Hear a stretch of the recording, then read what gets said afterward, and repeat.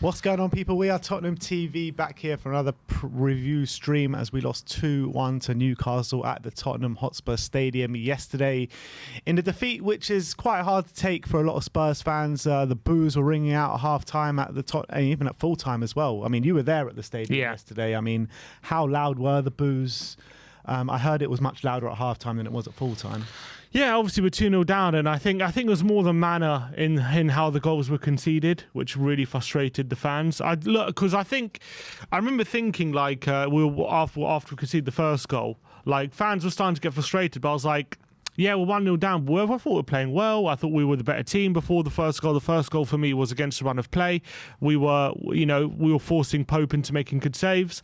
So I was like, surely, like if it went half time now, like I don't think you should be hearing lots of fans booing. But then once the second goal went in, and then all of a sudden we started to unravel a bit after those two goals. And then I think it was maybe just a consequence of how the half ended, where we were so poor and we were 2-0 down, and it looked like a bit of a shit show for those last 15 minutes. But it was a bit of a weird game yesterday. It was a really strange game because, at half time, we were 2-0 down, having been, for me, the better team, despite the fact we conceded those two goals at really bad moments, and we were the better team before we conceded, and we were probably unlucky not to have gone 1-0 up on a couple of occasions with some good chances. But the real disappointment for me was actually the second half, where even though we won the second half 1-0, we were by far the worst team in the second half, and actually Newcastle were the better team, and especially after getting that goal back with a lot of time to spare. You know, we got that goal back very early in the second half. What was it, 52 minutes? We got that goal 54, back 54 minutes. So we got, it's plenty of time, and yet Newcastle were the ones creating the chances after we scored, and we barely had a chance. We didn't really threaten them. So from that sense, like the better half, we were 2-0 down, and the worst half, we won 1-0. So in that sense, it was a really strange game. But in terms of how things went in general, I thought in terms of a reaction to how things went on Wednesday night against a very good Newcastle side, I thought we did start the game really well. We were pressing really intensely, really high up the pitch. I thought the centre mids were doing a really good job winning the ball high up the pitch. We were suffocating Newcastle at times. We were forcing them to play long a lot of the time, and our centre backs were gobbling it up. The only disappointment really was again, you would have to say, the attacking output from our wing backs. I thought when we got the ball quickly to Kane and Son, they were causing trouble. But when we got the ball quickly to our wing backs, nothing really came of it, and that was a big disappointment in the first half. But Kane forced a good save out of Pope. Son had a couple of good attempts as well. In the first 5 minutes, Son had about 4 shots on goal already. Yeah, I'd say maybe a bit disappointing, the one when he was through on goal, where he tried to little dink over Pope, and it was a bit of a weak effort. He should have done better there. Yeah. It was just a weak effort. It wasn't a great effort, and Pope fairly comfortably saved it. It looked like he mishit it or something. Yeah, it wasn't great. Obviously, the chances you mentioned early on, they were all pretty much outside the area. So obviously, Son's a massive threat outside the area, but it wasn't exactly a clear-cut opportunities. But it looks like if anyone was going to score the first goal, it was going to be us. But again, we had the warning sign when Dyer nearly puts in his own net from a horrendous back pass. He is just reverting back to type Eric Dyer. The last 2 performances from him have been shocking. Absolutely shocking. Yesterday and against Manchester United. I mean, what's happened to the guy? He had such a good second half of the season last year. He's had such a good start to the season, and you've been mentioning it pretty much all season. You've seen these elements creep back into his game, and now we're like in full flow Dyer mode now. Well, in the beginning of the season, they weren't costly.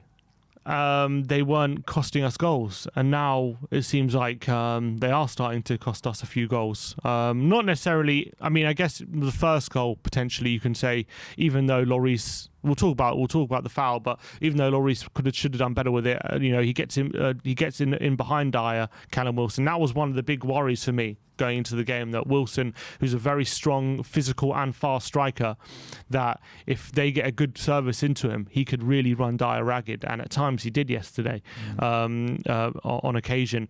And Dyer, Yeah, I mean, it wasn't just that moment where I don't know what he's thinking when he nearly passed it into his own net. I mean, it was just a complete overhits it and a really bad accuracy. But it wasn't just that. His passing into Kane and Son, which is usually decent, was really poor. He had a few times as well where his passing out wide to the wing back, which is usually very accurate, out of play, over the heads. And I think you could see as well yesterday, he was frustrated himself. There was a moment where Newcastle made a sub, and I think Wilson was getting subbed off, and he was like, and he wasn't going off at the nearest point, and he was like trudging off. Then Dyer was getting really angry and irate, and he was getting frustrated, and he was like tugging at him, and like he was getting irate at him. And I was, even though he maybe had a right to be a bit angry or frustrated, like how frustrated he was getting at that probably told me he was more frustrated at himself and how he would let the game get to this point where we were 2-1 down and needing Newcastle players to rush off, rather than actually being frustrated at a Newcastle player for taking his time to get off. And I think that was a consequence of his performance, in my opinion. Yeah, absolutely shocking display from him. In terms of either side of him, Clement Longley just breezed past way too easily. Almiron just had him for dinner, didn't he?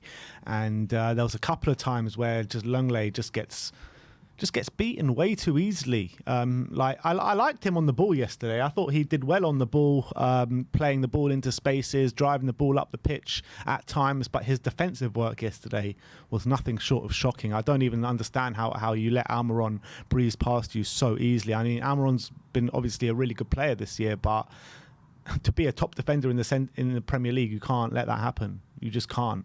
And Davinson Sanchez on the other side, I thought he dealt with most things that came his way defensively, but on the ball, he was just like giving me a heart attack every time he got on the ball. He was so poor.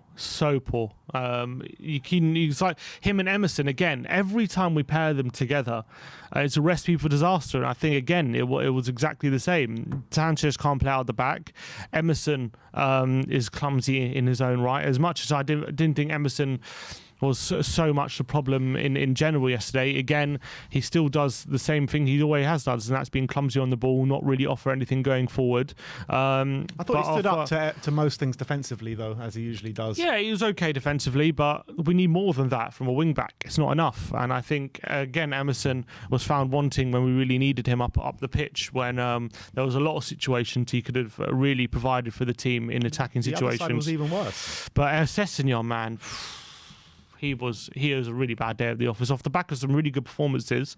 But prior to the Man United game, I thought it was really poor showing from Sessegnon. I thought he did awful for the second goal. I thought he got really way too easily muscled off the ball by Almiron. And I thought again as well, he offered very little going forward. And when he had ample opportunity to provide good quality in the final third, he was found wanting. So that was really, really frustrating. The only shining lights really were the midfield three. I guess the forward 4-2 in the first half did well, but they didn't really do anything in the second half, apart from obviously Kane got the goal. But the midfield... I thought Kane was trying his hardest to get something, but the quality around him was just so poor. Yeah. I mean, I thought actually Kane had a fairly good game yesterday. Yeah, I didn't have a problem with Kane. I think most of his good stuff... Yeah, to be fair, I think Kane was good. I think Son, when it comes to Son, most of his good stuff came in the opening half an hour, and then he kind of flitted out the game. Kane tried. Such a lack of quality around Kane. You know what I mean? I mean, he was fighting a losing battle for pretty much the whole game. But the midfield three, I thought Bissouma was better. He showed what he can do in maybe flashes yesterday, but I still expect a bit more from Bissouma. Still a bit too reserved, in my opinion. There were a few flashes of him, taking it past players and playing some nice passes, but all in all, it was a bit too reserved for me, like it has been for the majority of his times at Spurs, making silly challenges as well early on. But Bentancur and Skip were probably our best two players on the pitch yesterday, especially Bentancur. I thought he was at it completely, a bundle of energy, going in with those flying challenges and really releasing us to go forward. And Skip, it was really nice to see him back. I said in the preview, I didn't think Højbjerg would be out, but I said, I thought there was a chance Skip could start this game, and he did start, and I thought he played fairly well. He was the one really trying to drive us forward from the midfield, especially in that first half. He was the only one attacking the space on the right-hand side out of all the midfielders, really. I know Bentancur was good, and I think he was our best player on the day, but it was more good work in the central areas. I thought his dribbling was really good. He was making it very difficult. Combative. Yeah, he always is. moments, and I thought just on the ball he was very difficult to get the ball off. He was shielding the ball well, and I thought he was playing some good forward passes. There was one notably to Emerson in the first half, which actually Emerson could have been through on goal, but he took a bad touch and the chance was gone.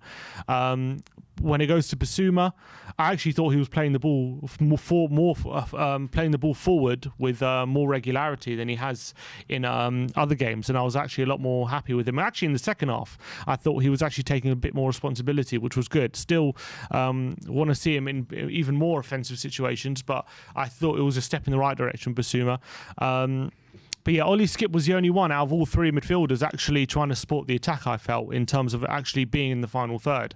And the number of times he was breaking in that space on the right-hand channel, being fed by Kane or by Emerson, and trying to make something happen was really positive. And I think he was actually trying to make those runs forward more often than our other midfielders do. Unfortunately, there wasn't anything to really show for it. Didn't really have many shots on goal or create many chances, but definitely it was definitely positive. He was trying to affect the game, but obviously he did go off after the hour, maybe because his first start. Yeah, he was tiring. But definitely a good, positive performance from Ollie Skipp, and those three were probably the shining light. But unfortunately, it's very frustrating when you get that goal back and you just seem devoid of ideas in that second half, and we didn't seem to be able to create much, and we did try and force the issue, but I don't know whether it's Newcastle defending well or Spurs lacking ideas and creativity.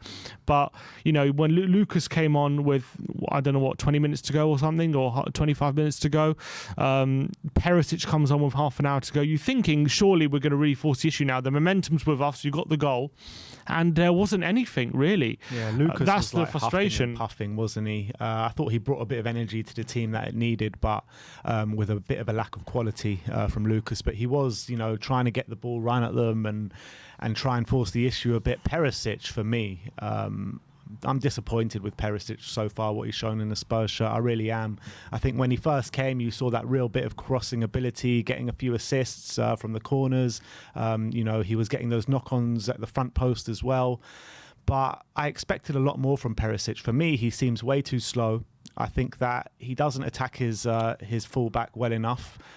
He was doing it maybe at the start of the career, of the season, but I don't think he's doing it enough, and he's too poor defensively as well for me, and I think he needs to improve massively for me, Perisic. I didn't think it wasn't his best cameo coming off the bench. I don't agree that he's been that poor in the Tottenham shirt as you're describing. I think he's been pretty decent since he's come, but I do think he's had some poor performances, like a lot of other players. I still think he's our best wing back, and I think he's shown to be our best wing back this season, but maybe that says more about our wing backs than it does about him. But I still think when it comes to crossing the ball and stuff, no one's better than him in the squad. I think he's even displayed that.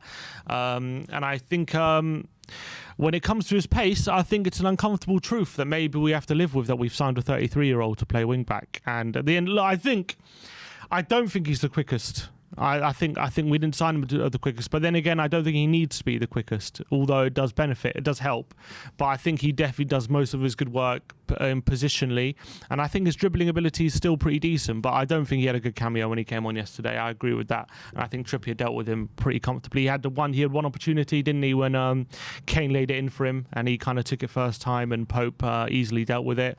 Don't remember too many dangerous crosses he really put into the box or anything like that. He wasn't on any of the corners, although I did feel we were looking fairly dangerous from corners in general yesterday. But he wasn't. It wasn't a good cameo for him. I agree with that, and I don't look. Of course, he needs to improve, but I don't think he's been as bad as you're saying. That's just my opinion.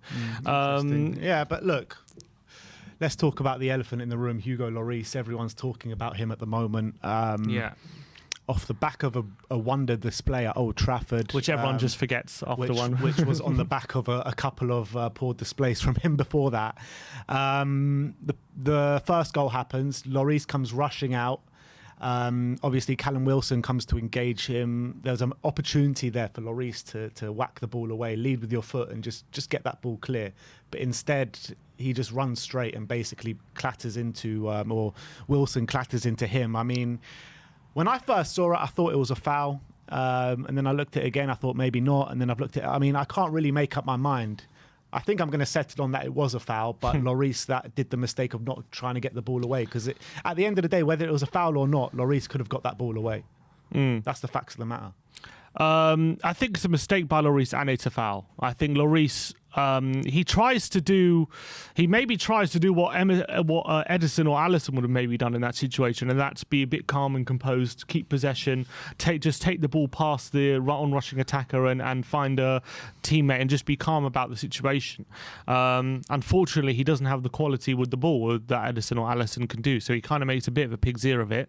However, Wilson clearly steps across him and fouls him. I don't understand I really don't get the argument that it's not a foul. I would say that once the referee plays on, is there enough is there enough evidence to suggest that the referee's made a massive howler by not giving the foul? I guess by the fact that you're undecided makes the case that no, there probably is a case that you could say he was a bit weak. However, if in a situation, let's say there's a race between the two, right, and Callum Wilson nicks the ball past Lloris, and Lloris did what Wilson did to him. Yeah. Is it not a very clear penalty and and probably a red card? So I don't understand how it's not. Everywhere else on the pitch, it's a foul if it's the other way around. Yeah, it's a clear foul. Imagine that happened in the area and the referee didn't give a penalty. Imagine the uproar there would be. So I don't understand any case really how that's not a foul in any decision. The only case you can make for it not being a foul is Lloris was a bit weak, but I don't think that really comes into it. I think Wilson not only steps across him, he puts his arm out as well. So for me, it's a very blatant foul. I think the referee has made a mistake, and I think that has cost us a goal in all essence. And I think that was a moment of the game we were on top and we were the better team. And so the first goal, especially against a team like Newcastle who have the best defence in the Premier League, is going to make it very, very difficult for us to really get back into it. Obviously, that goal goes in, and then the second goal was an absolute shit show defensively. We can't have any complaints about that because Sessegnon, Lenglet, Lloris's passing wasn't great for it. Sessegnon was weak. Lenglet was roasted, and then the finish underneath Lloris as well. So it was just an absolute shambles, that second goal. And then we're 2-0 down, and against this Newcastle team who have been defending really well. And let's be honest, as much as Newcastle were 2-0 up, they really didn't have to do much to be 2-0 up in that game. No. That was the most disappointing thing. Self-destruction. Yeah, that's what it was. Completely. It was self-destruction yesterday after a really positive opening half an hour. And me and Nick and Barry were sitting here being like, all right, we're playing well these half an hour. And then that happens, and then heads drop, and we just couldn't find a way back in the game. But that's the most frustrating thing about it, is that we're playing well. We're doing good things. It's like on the face of it, it was a good reaction to Wednesday, but we're going to halftime 2-0 down and demoralised, and we've shot ourselves in the foot twice. And all of a sudden, the narrative of the game changes that we're playing awful and what a shit show and we're just terrible. And that's frustrating because it wasn't the case for half an hour. But then, once you take the whole 90 minutes into account, you have a right to be frustrated because we didn't do enough in the second half to get back in the game. We got the goal, but unfortunately, we were poor in that second half, and we were much worse in that second half than we were in the first half. But people will probably be more upset with the first half because we conceded 2 goals, which makes it a weird game to analyse. But I think in general, it was a strange game. But it's 2 losses in a row now, and it's worrying that we were able to be on top and not make the most of it. And just a couple moments of weakness, and we're 2-0 down, and that's I guess is a problem. We had similar, to be honest, it was very similar under Mourinho, these problems where we would be playing well, we would be on top, we would not make the most of either we would not make the most of the chances we created, or we would be only 1-0 up and not be more than a goal up. And then we would shoot ourselves in the foot with something would happen at the back. Who are the players letting us down? The same defenders now. Exactly the same players. You know what I mean? And mostly, yeah. And these problems won't go away until we address those issues. Unfortunately, that's just the facts of the matter. Dyer, however much he can go on to good form, these mistakes will still creep back into his game. Ryan Sessegnon, you know, he's had a couple of games. He's gone back to what he was. You know what I mean? Not good enough. Maybe it's a one-off game. We'll see what happens with Sessegnon. Sanchez is never going to be comfortable on the ball, and he's always going to give you a heart attack every time he plays. You know what I mean? It's the same players every time that let us down, and it's just so frustrating to see when we were told, oh, we're going to spend all this money in the summer, and we didn't address the key issues in the squad, and that's just the facts of the matter. But an issue in Hugo Lloris, a lot of people were calling up yesterday saying it's time to give Fraser Forster a chance. Oh, no, I think that's bollocks. And I'm just like, if you really think Fraser Forster's the way to go over Hugo Lloris, like, where are we supposed to go as a football club? You know what I mean? Like, Lloris, as much as he has made mistakes this season, Arsenal away, I think Sporting away, he made a bit of a clanger. Sporting? Was it Sporting? I mean, a couple of games. I can't remember the ones off my head. Was Sporting one of them? Arsenal away he did. I can't remember too many. I can't remember. It wasn't Sporting. Frankfurt? Or did he make a mistake against Frankfurt? Maybe it was Frankfurt. Maybe it was. I don't know. But there are a couple of games in there that Lloris has made a few mistakes this season. Obviously, yesterday was another one. It's obvious to everyone that Hugo is not the keeper he was maybe a few years ago. He's still a good keeper. I'm not saying he's not. Yeah. Is it time now? Because me and you have been heavy defenders of Hugo Lloris. Yeah. Is it time now to start thinking about his successor? I think we already have. I think we know he's going to need a successor. When he signed a contract, we were well aware that he signed a contract last season. Was it last season? Or two seasons ago. Last season, yeah. He signed a contract, I think it was an 18-month or 2.5 year deal. He said it himself. This contract is a view of looking at his successor and looking at the future and and we're going to pick a keeper that's going to be the keeper of Tottenham for the next 10 years. Lloris is, 36 years old now. I'm under no illusion that Lloris is obviously not our long-term keeper and he's going to be gone within 2 years. But I still see him as a quality keeper. I still think he's very good. And I still think, whatever people say, I still think he's one of the better keepers in the Premier League right now. Whatever people want to say about some of the mistakes he made. He had an absolute world-class performance on Wednesday night. No one talked. Yeah. No, that's very quickly forgotten because he made a mistake yesterday. He clearly has still very good reactions. He's still able to make lots of good saves.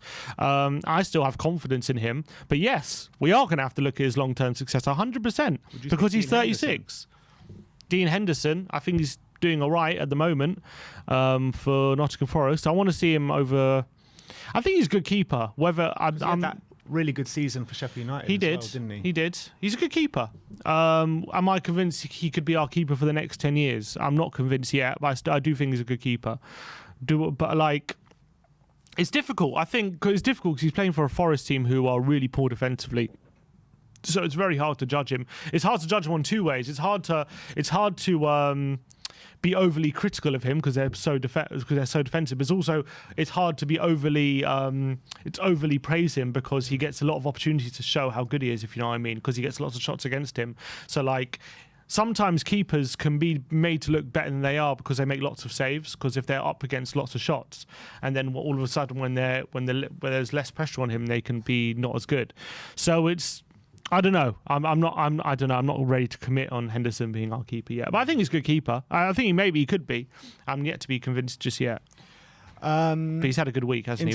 In terms of the stats from the game yesterday, I mean, we had a number of shots on goal. I mean, we had so many shots on goal in the first half an hour, didn't we?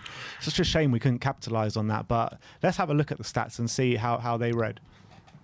Yeah. In general, they're fairly favourable to us. I mean, we had 17 shots on goal. They had 13. We had 5 shots on target each. The big one is the block shots. We had 8 shots blocked to Newcastle's 5, which goes to show how defensively strong they were.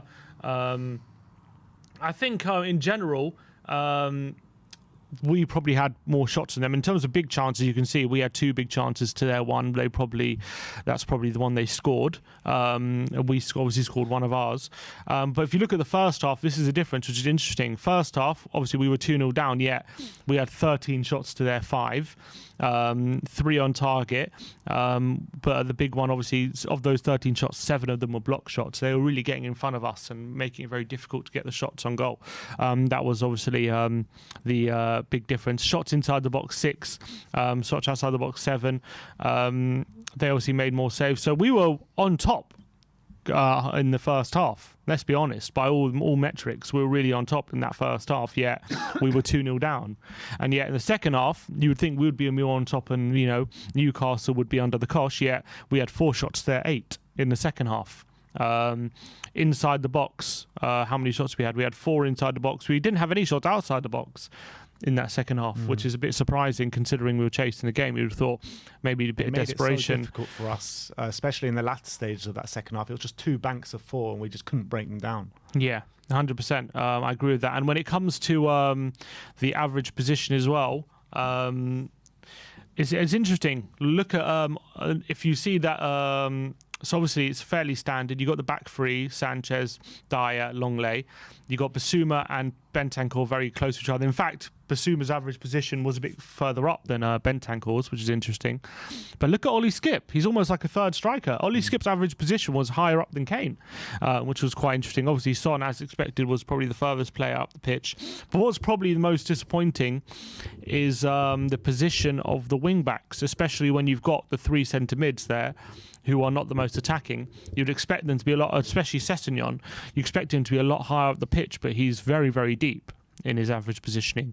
And Emerson as well in his own half. So we only had Kane, Son and Skipp average positioning in Newcastle's half, which maybe penned us back a bit too much at times, and maybe that's why we maybe couldn't get as weren't creating the chances potentially. But I think that positioning from Skipp is interesting. It's almost like we played a 3-4-3 in a way with Skipp as the third striker, interestingly enough, which I think is I must be, because I remember when Skipp was starting games under Conte back in January, and he was the one getting furthest forward. And I remember that was he was told, he said in one of his interviews, Conte told him he needs to be getting further forward and supporting the attack, and that's clearly something that's carried on even since his injury. From his game yesterday, I really did. He kept pass and move, and we need more of that from our midfielders. And Bentancur can do more of that as well. I want to see him go forward a bit more. He's got the quality too.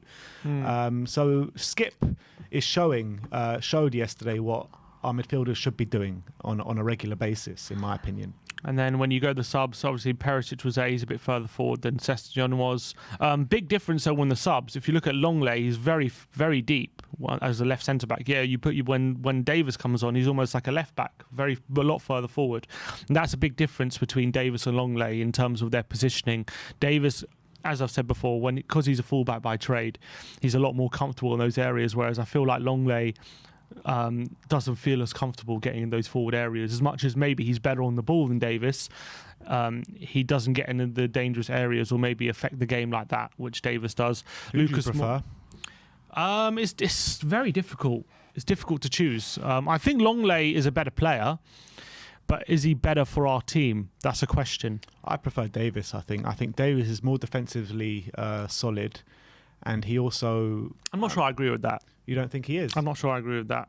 I think he is. I mean, he has had a few poor displays this season, but I think for me, Davis is as likely to get caught out as Longley. As much as Longley got roasted yesterday, it's not like I've never seen Davis get roasted in my life, is it? You know what I mean? No, I know that, but I think that on a consistent basis, I think Davis is more solid than Longley, and I think Longley hasn't got to grips properly with the Premier League yet. I think the game might move a bit too fast for him.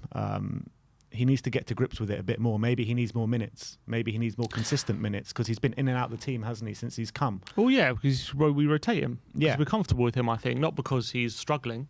I think he is struggling a little bit defensively. I think that the majority of games he's played this season, I've seen maybe one or two games from him that's been properly defensively solid, where I've seen a lot more from Davis this season. I disagree with that. I think the majority of games he's been solid. I think there are two games that come to my mind where he hasn't been, and that was yesterday, and I think the North London derby. I think any other time he's been on the pitch, I don't think he's been a problem defensively. Longley. What I do have a problem with is actually, as much as I like him on the ball, I don't think he gets into enough positions to ask questions of the opposition the way Davis does. So from that perspective, I think Davis is actually we're actually a lot more likely to open up space and hurt the opposition when Davis is on the pitch, when Davis is coming forward on the pitch and asking questions. Like against Everton, he was like so far forward, and like those overlapping centre backs that Sheffield United do. Davis does that position, and Romero as well does it really well. Longley and Sanchez, on the other hand, they just don't. Whether it's a confidence thing or whatever it is, they don't get in those positions anywhere near as much as the other two, and that causes problems in a sense that means that the space isn't as open. We don't open up the space in the final third as much because they're not options there, and it doesn't ask as much questions, so it's easier to defend against. But the fact of the matter, what you're saying about Longley is in the two games that he struggled is Newcastle and Arsenal. Yeah, it's the two big games he's played. I mean, every other game he's played is games where you think that we should get 3 points. You know what I mean? Like the two games that we've come under pressure, Arsenal and Newcastle, two games he played, is the two games that he struggled. And Davis didn't struggle against Man United, you know what I mean? No, Davis did struggle against Man United, but you've seen Davis stand up to the challenge in big games before. That one game, fine, he didn't, but you have seen him stand up to the challenge in big games before and be defensively solid. You've seen him against Man City do that. You've seen him against Liverpool do that. You know, you've seen him do that in big games where you haven't seen Longley do that in a big game yet. Okay, he's only had 2 big games. And the 2 games he struggled. Yeah, but I mean, now we're calling Newcastle a big game. I know it's a hard game, but like, no, I get what you're saying. I just think it's harsh to say that he's struggling. I wouldn't say he's been he struggled in those 2 games, but I think in general he's been fairly solid. And like what you're saying, the job that each of them do for the team going forward. Mm-hmm. I think Longley, first of all, needs to learn the role a bit more. Mm-hmm. But Davis right now just seems much more comfortable in that role than Longley. Yeah. And I don't disagree with that. I think, as I'm saying, I think Longley might be a better player, but I think Davis might be better for the team. That's my argument right now. I think like Longley on the ball, his qualities on the ball in terms of passing ability, you can't really compare to someone like Ben Davis. But I think just Ben Davis just offers us so much more right now. I think we agree, yeah. But anyway, what I wanted to ask you as well, there's been a lot of, fans going crazy about the 2 results and the performances recently. Do you think fans are going a bit over the top at the moment? A bit too reactionary? Anyone who's saying Conte out definitely is, 100%. I think... Look, it all depends on what you expected coming into the season. I never really... As much as I could dream about it, and as much as I can let my fantasies take me over, and I can dream about a title challenge... Did I really ever believe we were going to actually win the league? Tell me about your late nights in bed. Oh, yeah, come on. That's what I dream about. Did I really think logically that we were going to be in a title race this season and win the league? No. I could dream about it. I could think what Conte's done in his past. And that's the only reason that could lend you to believe that we might actually challenge for a title, was the fact that Conte has a knack of getting underperforming teams to a level, to overperform to a level that could actually win the league. He's done it with Chelsea. He's done it with, you could argue Inter Milan as well. Like, he's taken teams from a placing where they were in mid-table to where they won the league. So the dream is he could do that with Tottenham. And he's done it very quickly. He did it when his first season with Chelsea. He did it within 2 years at Inter Milan as well. So if you're expecting him to come in and do that with Tottenham, then I can see why you're going crazy and why it's a crisis and why you're really disappointed if that's what you're expecting. I never really expected that. I expected us to finish 3rd. That's why I said at the beginning of the season we're going to in a battle for 3rd place. With that, with the added caveat of we'll be challenging for 3rd and we'll close the gap on Liverpool and City. Are we still on course to do that? We're still in 3rd at the moment, and we're still on course. We're 3 points behind Man City right now. So at the moment, as long we're still on course to keep that gap lower than 20 points or whatever it was last season. So I'm fairly comfortable where we are at the moment. Where I understand the frustration is, first of all, the squad all of a sudden looks very thin, as opposed to maybe at the beginning of the season where our squad did look fairly deep and we looked like we had options. All of a sudden, a couple of injuries. Well, I guess, as you say, a couple, it's four from yesterday. Big injuries as well. Big injuries. No doubt about it. No doubt about it. It's big injuries, but nonetheless, when you look at the front line, a couple of injuries and we look completely no depth at all. Whereas, if you're Man City and let's say Foden and whatever Foden Man and City's whatever. the only argument to that can actually stand up to. Yeah, to but that's those who we're amount of competing with. injuries. That's who we're competing with. I know, but if you're saying that you never thought we would win the league, and it's just, so we're not actually competing with Man City. We're competing with the likes of Arsenal, the Liverpools, the Chelseas, and the Manchester Uniteds. Even Chelsea, you could argue, if like they have a couple of injuries and they still have a lot more options than us. I mean, like Ziyech is like seventh choice. You know what I mean? Whereas, our seventh choice is like probably an under 19s player or whatever. But and which I get. So from that point of view, I understand people are worried about the squad depth right now, and even Conte himself is starting to get a bit worried about it. And I guess the other worry is the level of performance. You could argue that. Obviously, Man United was terrible. The second half yesterday was terrible. In general, this season, there's been a lot of underwhelming performances, even though we've been winning games. So if fans are starting to voice their frustration about that, that's understandable. But anyone saying Conte out and it's everything's a disaster and everyone's rubbish and we have to sell everyone and rip everything up and these players are letting us down time and time again. Well, they didn't let us down when we've won the other 7 games out of how many games do you have this season? 11. Yeah. So we won 7 out of 11 games. So did they let us down in those 7 games? Well, we won. But all of a sudden, the 4 games we didn't, now they've let us down. And you could say that, but let's not act like these are relegation players and these are terrible players. They are who they are, and they might be good enough for 3rd place. They're not good enough for a title challenge, and we know that. Anyone saying that the manager should be, a lot of people calling for Pochettino to come back and stuff like that. I just disagree. I just completely disagree. I think Conte's doing the best of what he's got at the moment, and I think it's pretty good. We're in 3rd place. I mean, that's a pretty good job. You can't take that for granted that we're sitting in 3rd at the moment, even though it's early in the season. And I think what I am worried about is the injuries right now. The fact that we're so heavily reliant on a small set of players in certain positions like Romero, Højbjerg, those players that now that because they've played every game, and as Conte said, the fatigue is settling in now. They're at risk to injuries, and are we in for a bit more pain before the World Cup comes around? I think we're going to have to do very well to not say to win any game, but to really keep ourselves in 3rd place before the World Cup, and just try and keeping those results ticking over as the injuries clock up. Especially as in the forward line, that's a massive worry that Richarlison and Kulusevski might not be seen before the World Cup, and we're heavily reliant on Kane and Son. And if one of those goes down, then we're in massive trouble. So I do see some danger, to be honest, between now and the World Cup. But I think where we are at the moment, from what we've done up until now, I'm not that unhappy with. But it is concerning that we've lost 2 in a row and the injuries are clocking up. I think I think people are right to be concerned, but to be outraged and angry and to get on the manager's back and think this is down to the manager, I think it's foolish. Yeah, and I think that, talks of managers out and crisis mode and all this is just way too premature. Too premature. What I would say is we're not in crisis mode, but are we that far from it that on the back of the fact that we are 2 defeats in a row and the injuries are clocking up and we are maybe a few injuries away from being in crisis mode from a team perspective? That's the worry. And the worry thing is at the moment is that I feel like the way we play at the moment is that when mistakes start creeping in, all of a sudden the results are much harder to get, and the mistakes are starting to creep in at the moment, and especially fatigue with that creeping in.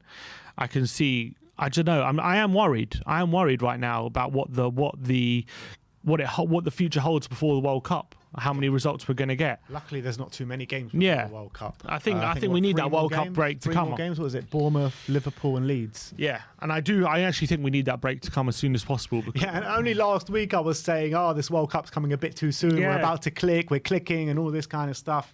You didn't foresee Romero and Højbjerg getting all these problems, and all of a sudden we're looking a bit thin. And as much as people I'm just going to say this, as much as people are calling for the 3-5-2 formation, I don't know if it's the best formation for us. I think 3-5-2 could be a good way to go, but you need an attacking midfielder in there, in one of the three. Not only that, I think you need better wing backs. No, there's sure. more response for sure. because you need better wing backs both systems. When you're 3-4-3 can work better without it. Yeah. Exactly. When you're 3-4-3, at least you have more attacking options and you're not so heavily reliant on your wing backs to attack. In the 3-5-2, it's like you have the two strikers and you don't have an attacking midfielder, so no real midfielder is really going to make that much of a difference going forward unless you get that odd Højbjerg goal here and there.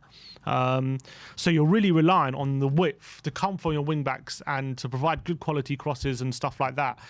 And when we have the wing backs like Seto and Emerson playing like they were yesterday, and Son and Kane are getting shackled, then there's nothing really we offer. And that's what we did offer in the second half, absolutely nothing. What about a 3-5-2? Someone just mentioned it in the comments. What about a 3-5-2 with Kulusevski? Yeah, but he's injured. Yeah, but yeah. I'm saying just as an idea. I mean, that could work better. I mean, I'd much rather have Kulusevski in a 3-4-3, but I do think 3-5-2 with Kulusevski at wing-back would work much better than when people at Emerson. And the problem with when you put someone like Doherty there is, I like Doherty, but does he have the physicality that Emerson has to really dominate that right-hand side in a 3-5-2 when he doesn't have as much help? That's also an issue. Can he get forward as much when he doesn't have Richarlison or Kulusevski helping him out on the way back and he has to really dominate that wide area? I think he's also much better in a 3-4-3 than a 3-5-2. So the problem is we've moved to 3-5-2, but without really have a choice. We've moved it we moved it out of necessity rather than a tactical switch, and I think it's leading to the players not really right now. I don't think the team that we have, as much as we have to because we don't have any strikers, I don't know if it's the best way to play. And I think the sooner we can get maybe Lucas back in, I think maybe that would be better because at least it would be more of a threat going forward. Yeah, I kind of agree with that. Let's finish off on Conte's comments last night in his post-match interview, I think with Sky or whoever it was. Him saying that if this team played one a week, we could fight for something important. But because we've got 3 games a week, because the injuries are clocking up, because the squad just isn't where he wants it to be, it's going to be very difficult for us this season. Is that something that you want to hear from your manager, or is he or you just want to temper the expectations? Is he doing the right thing? Well, you might not want to hear it, but it's reality, I think, at the end of the day. I think that's the reality we have to face. And I think he is always, I mean, not always, but a lot of the time when he talks about these things, he can be honest, maybe too honest to a fault, then maybe people could argue. But I think that's true, especially now with these injuries. The us playing in a week is definitely hindering us. Hopefully, if we can just somehow get past Lisbon, if we can beat Lisbon and maybe even Marseille drop points and we can finish, that can even be us top of the group wrapped up. That can maybe ease our the burden on the squad, and maybe Marseille, we can rest a bunch of players and not have to worry about the result and that. But right now, it is hurting us because without Kulusevski and Richarlison available, right now, it all falls on Kane and Son, and we can't even afford to rest them. We can't even afford to take them off. We can't even afford to give them a rest in game because we're so heavily reliant on them. And unless we're like 3-0 up at half time or something, we're never going to get to a stage where because right now every game is a battle. Every game there's one goal in it. I mean, I know we lost 2-0 to Man United, but every game is close. So unless we're blowing teams away, which we're not, then how reliable we are on Kane and Son is only going to grow as long as they're injured. So us playing 2 games a week is naturally going to be a problem. And then you add in Højbjerg and Romero, all of a sudden it's a massive problem. Then not even saying what more injuries might come. Because when you're relying more heavily on these other players because there are injuries, then the likelihood of those players getting injured, doesn't it? It's a cycle. It's a self-fulfilling cycle that the more heavily reliant on the players you have left because of the injuries you're getting is going to make the likelihood that they get injured more likely. So that's the concern right now, that these injuries are clocking up and we got very important games coming up. Having said that, I still think we're in an okay position in general because of the wins we've gotten earlier in the season. We've put ourselves in a decent position where it's not all doom and gloom, even if we lose a game like yesterday.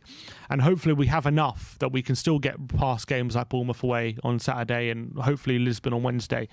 But definitely when we come up against really good teams, we're experiencing very, very big problems right now, and that's what's showing on the pitch, and that's what Conte's alluded to.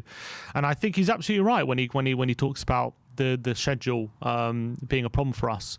But hopefully second half of the season, maybe when the injuries are back and maybe with an additional 2 in January, we'll ease it. Would you take going out the Champions League early if it meant us playing just one game a week and really, being able to concentrate on our season? No, because I think the message that sends out of going out in the Champions League early is too detrimental to the perception of Tottenham. I think it'll be too embarrassing. In the long term, it could work better for us in the future, because if we go out early, concentrate on this season, get back into the Champions League and get some signings in the summer to beef up the squad even more, and then we can maybe next season have a go at both. I can tolerate going out of Europa League or Conference League early with a view of getting to Champions League, but I don't see the sense of exiting the Champions League early to get back in the Champions League. That doesn't make sense to me. Well, on the basis, if you say it like that, yeah, it doesn't make sense. But if you say it in a sense of it'll give us the opportunity to, make our squad stronger. Because right now, everyone's saying, Conte's saying we can't handle 2 games in a week. So how are we even... Right now we can't because of injuries. Right now we can't. Yeah. Maybe when in the second half of the season it'll be different. So right now it's difficult for us, 100%. It wasn't difficult for us earlier in the season when we had a fully fit squad. I thought we were managing it pretty well in general. I know we lost to like Lisbon and stuff, but I thought in general we were getting the results in the Champions League and we were getting results in Premier League, so it wasn't a massive issue. Now the injuries are clocking up. It's a lot more difficult, 100%. Doesn't mean we should be happy if we exit the Champions League early. No, I'm not happy. But like, I'm going to be happy if we exit the Champions League. And could it benefit? Look, first of all, we would have to finish bottom of the group because otherwise we drop into Europa League and it doesn't make a difference. Yeah. And the message that sends out, finishing bottom of the group we were in. Maybe not bottom of the group, but out in the first knockout round or something like that. You know what I mean? Would I not happy, but like if I said to you right now, we go out in the first round of the knockout stages of the Champions League, and that gives us, a much bigger chance to do better in the league. Or it depends. We go out in the quarters or the semis and potentially screw up both. It depends. Depends what you're talking about. You'll say it depends. I mean, this hypothetical. Would I accept exiting the Champions League early with a view of getting top 4, or is it am I accepting leaving Champions League early with a view of maybe having a title charge? What's the basically play Champions League and risk not getting top 4 for next season, or go out the Champions League and say about 100% getting top 4 next season and back in the Champions League next season. Obviously, you've got to take going out early, right? Do we have a chance of winning the Champions League? There's always a chance. So, I mean, I don't know. I mean, it's too difficult hypothetical to answer. I depend because this is all after the January. I don't know what we've done in January. You know what I mean? In January. We know that. We need a deeper squad. The squad isn't deep enough right now to win both. But what I'm saying is, with the squad right now, can we really fight on all 4 fronts for the rest of the season? Do you think we can? We have to be extremely lucky with injuries if we're going to do that. Yeah. Extremely lucky. Yeah. Which is, luck and Tottenham don't go together. No, we don't. I mean, as long as you're in the Champions League, there's always a chance of glory. You never know in the Champions League. You never know what's going to happen. So I would never say I want to go out in the Champions League early. I can accept it in the other 2 because you're fighting to get something better. But there's nothing better than the Champions League. There's nothing better. So it's a bit like saying, would you exit like the Euros early to qualify for the World Cup? It's like, no. Yeah, but the way I'm thinking is like, if we go deep in the Champions League, is that risking us not getting into the Champions League for next season? Then also you're fighting to win the Champions League. It's like nothing bigger to fight for. Yeah, but can you fight? Can you even fight to win the Champions League with the squad that we have right now? Well, you never know. Chelsea won the Champions League and finished 6th. You know what I mean? So you just never know. I would never accept. I would never say to Spurs to throw in the towel in the Champions League, because the Champions League is the ultimate. You're not fighting for any. There's nothing bigger to fight for than the Champions League. Obviously, it's going to be very difficult to win it, and I don't think. Obviously, we're not favourites, and it's going to be very unlikely. But that you can't. There's nothing more. There's nothing bigger you can fight for than Champions League. As long as you're fighting for the Champions League, that's what you play football for. That's what you're fighting for. So, even if you could argue that we have the squad to cope for both, but I would never want us to exit the Champions League early. Do we play football to compete in the Champions League, or do we play football to maybe win a domestic cup or win the title? You know what I mean? Win some silverware. You know, what would you prefer, to compete in the Champions League or to win some silverware? No, that's not what you were asking me before. I'm asking you now. Would I rather compete in the Champions League or win silverware? Do I have a chance of winning the Champions League? Am I definitely not going to win it?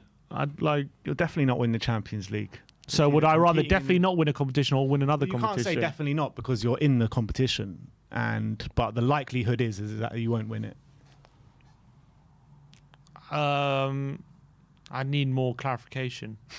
Would I rather be in the Champions League with the squad that we have now, or win a cup, or let's say go out the Champions League early and have more chance to win a domestic cup? And have more chance of winning a domestic cup. And so if we stay in the Champions League... Either way, these hypotheticals are all stupid games. Like, I'm not the one asking them.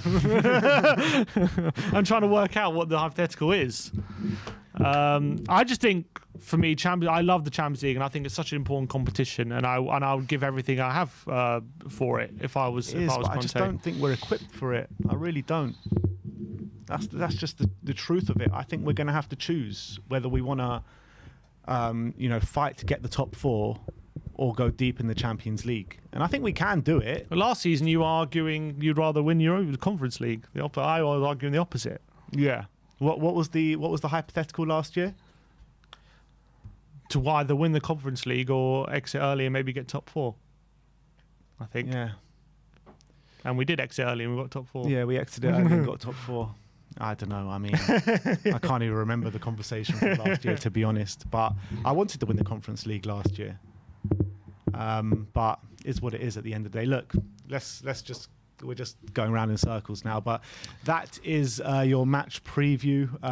Just before we move on, I just want to say that we do have connection to the phone and stuff. So if you do tag us on social media at WeAreTottenhamTV, any things on Twitter or anything or Instagram, I will take a look at it. We can bring up if I find anything interesting to discuss.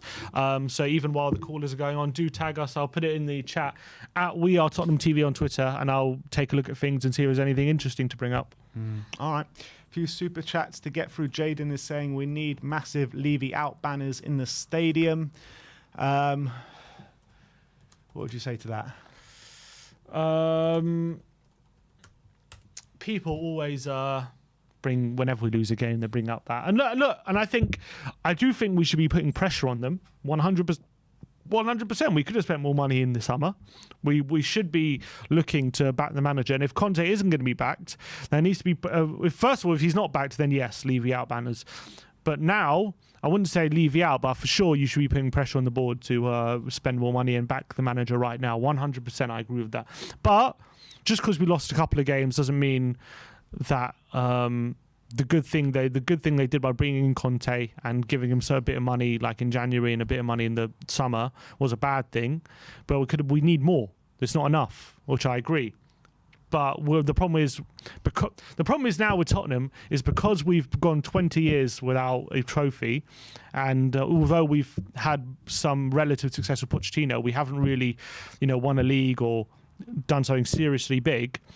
Now we're impatient, so we just want instant success. We don't want another process. We don't want another 5 years under Pochettino building something. We want it now. And now that we have a manager who does win it now, and he's calling for a process, we just we're finding it hard to accept that. That's the problem. But the problem is it's a process. Base, me, you, this fan base. I mean, everyone is being swayed left and right and left and right. We went from process under Pochettino to win now under Jose Mourinho, back to process under Nuno, now win now under Conte. Now he's calling for the process.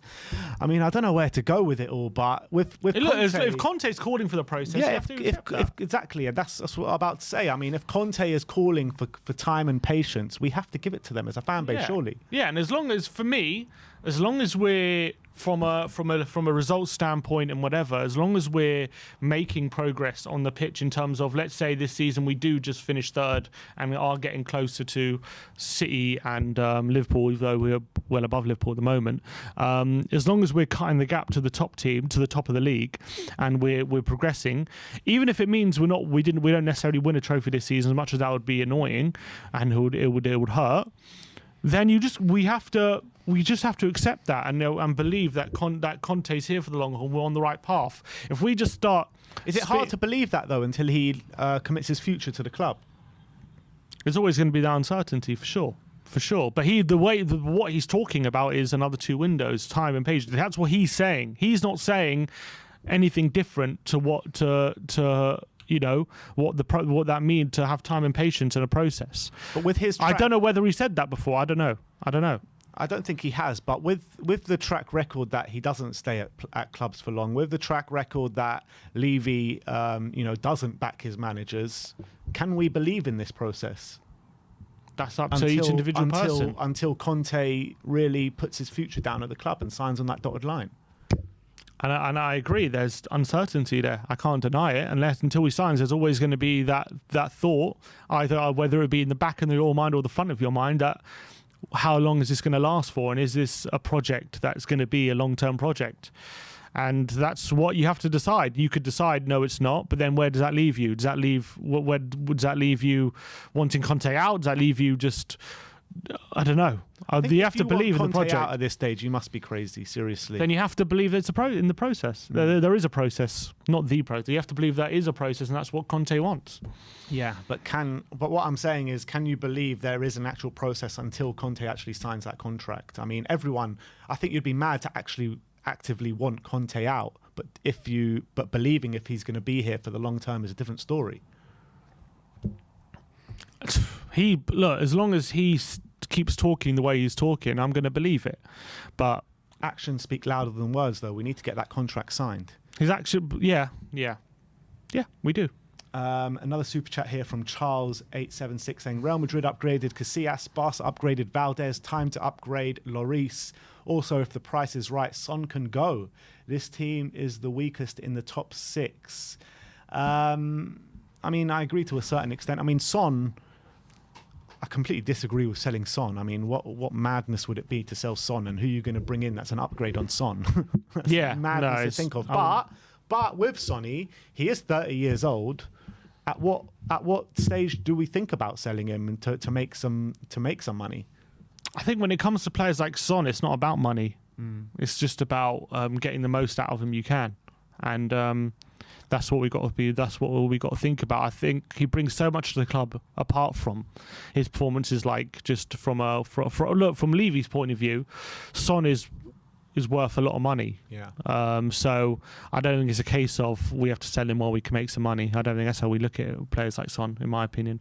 And I think right now we're still very heavily reliant on him, unfortunately. And until we get to a point where we're not, sometimes you might see some dips in form like this. But we need to get to a point where we manage him a bit more, rather than just put a lot of burden on him.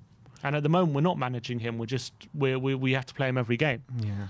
And in terms of the upgrades, I mean, we've spoken about Lloris before. And same with Kane, by the way. We have to start managing him, and we can't. Yeah. No, absolutely spot on. But in terms of upgrades, I'm not going to talk about the goalkeeper here. I'm going to talk about the defence. I was looking at the Newcastle defence yesterday. Dan Burn gets in our team probably at left centre-back. I would say Botman probably gets into our team at central centre-back. Trippier probably gets into our team at right wing-back. I mean, how have we let it get to a stage where Newcastle, who haven't even started spending their money properly yet, have players all across that back line that start for us? It's not good enough. I mean, you wouldn't have said Burn gets into our team 6 months ago, but now he does. But you do now. He's playing well. He's a good player, Dan Burn, to be fair. But I don't think he would be a long-term solution for us if he was at centre-back. I think you would say he's an upgrade on Ben Davis. Maybe not the long-term successor that you want to see, but you would say he's probably an upgrade right now. I don't know. He's playing well. He's playing well. He's not a long-term solution, but you'd still slot him in the team. Trippier's been a good player for a while. I'm saying when it comes to Dan Burn, he's a good defender. I don't know if he's like. I want to see it over a whole season before I say he's definitely better than Davis or he's definitely taller and he's definitely stronger. But whether as a players in our system would he be much better than them? I mean, I wouldn't necessarily go with that 100%. I agree. Botman I think Botman definitely gets in there. I think Trippier definitely gets in there.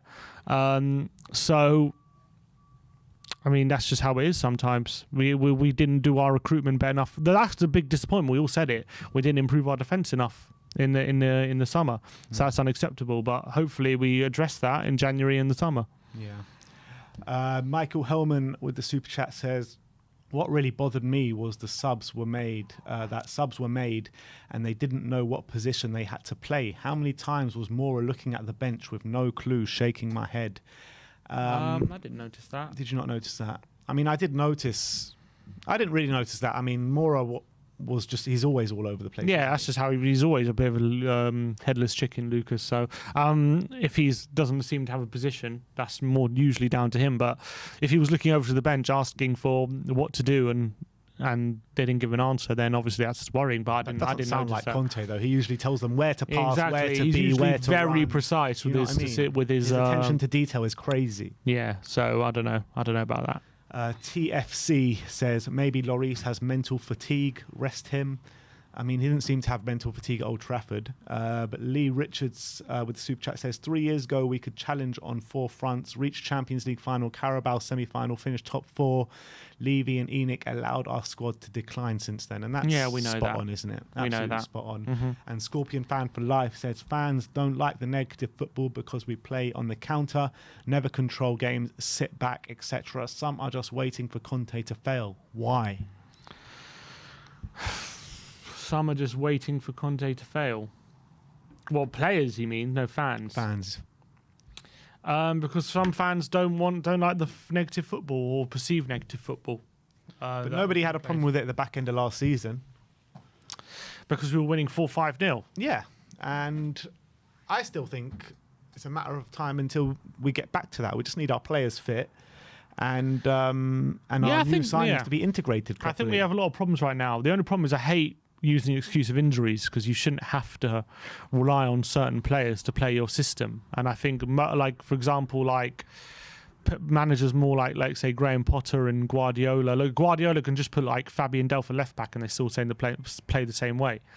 So that's the frustrating thing. But at the end of the day, that's how Conte play. We play how Conte plays, and that he's gotten good results in the past. So we have to trust it. But unfortunately, it is reliant on our best players being fit. It seems, and that's really. And we can maybe afford to have 1 or 2 missing, but when there's too many missing from the squad, it does start to hurt us, and that's just reality. Wouldn't it be the same for any of our competitors? Like we were saying before, I think it would be the same for Arsenal. Their squad is very thin. It would be the same for Man United, probably. Would it not be the same for the majority of our competitors? Look at Liverpool. They've had a few injuries this season. They've completely fallen off. Yeah. To an extent. Yeah, you're probably right. Arsenal, if Partey's missing it, the one game he missed, they lost. Let's say in Arsenal, you're saying Kane and Son, if they're out for Spurs, we can't do anything going forward. Right now, yeah. If Gabriel Jesus and Saka are out for Arsenal, it'd probably be a similar situation. Yeah, potentially. I mean, yeah. I mean, I don't know. I have to wait and see. I haven't seen them play without. We've seen us play without them, and we can see it. I don't know. It'll probably hurt them. Whether they would go to a performance where they're not creating anything, I don't know about that. That's what it just seems for us. It just seems like the performances really drop off. And by the way, on a side point, Arsenal last 2 games have been terrible. Against Leeds, they should have lost. Against Southampton, okay, they played all right in the first half, but second half, Southampton probably should have won that game. But no one's talking about that because they're top of the league and they've won a lot of games this season. We're third in the league and we've won a lot of games this season. So why do we come under a lot of criticism and no one's criticising the two Arsenal displays? Just, I guess because their performances in general been better than us. I guess that's probably why. And do you think that a lot of the anxiety in the Spurs fan base, why we're so angry, why the boos were so loud, is because how well Arsenal played in the first 10 games of the season? I don't think it's because of it, but it definitely has a part to play. Of course it does. No, wherever I was in the ground yesterday, watching the last 5 minutes of that Arsenal game in the stadium was like like watching Tottenham or something in the last 5 games, like holding on to a lead or something. Yeah. It was, and so anyone who says it doesn't affect anything, of course it does, but I don't think it affects it. But I think it's more. I think the majority is just how people are perceiving our performances, and that's the reality. All right. Well, it's time to go to the lines now, and if you want to call in, the link is in the community section for members. And let's start off with our first caller, Akil. How you doing, Akil? Yeah, I'm doing great. I can't hear you. What can you expect from... Oh, we're not plugged in. No, once that's our fault.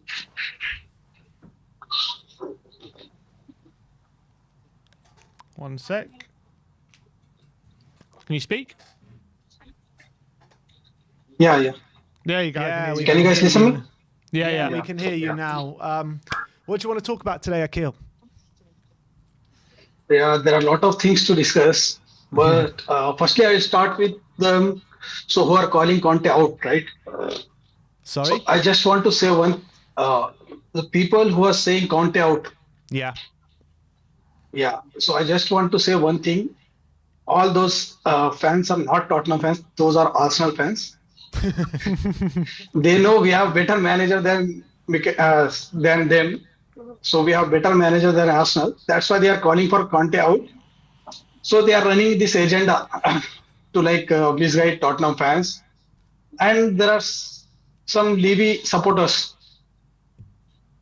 They are also running some agenda. But for now, what agenda do the Levy fans have? Yeah, it's same. The Levy fans will do the same agenda, like Conte out. So once the Conte is if the fans focus on Conte and not on the bigger picture, which is Levy. Yeah. So we all know whose fault it is. So we are losing. We all know whose fault it is. Yeah. So the Levy supporters are misguiding us.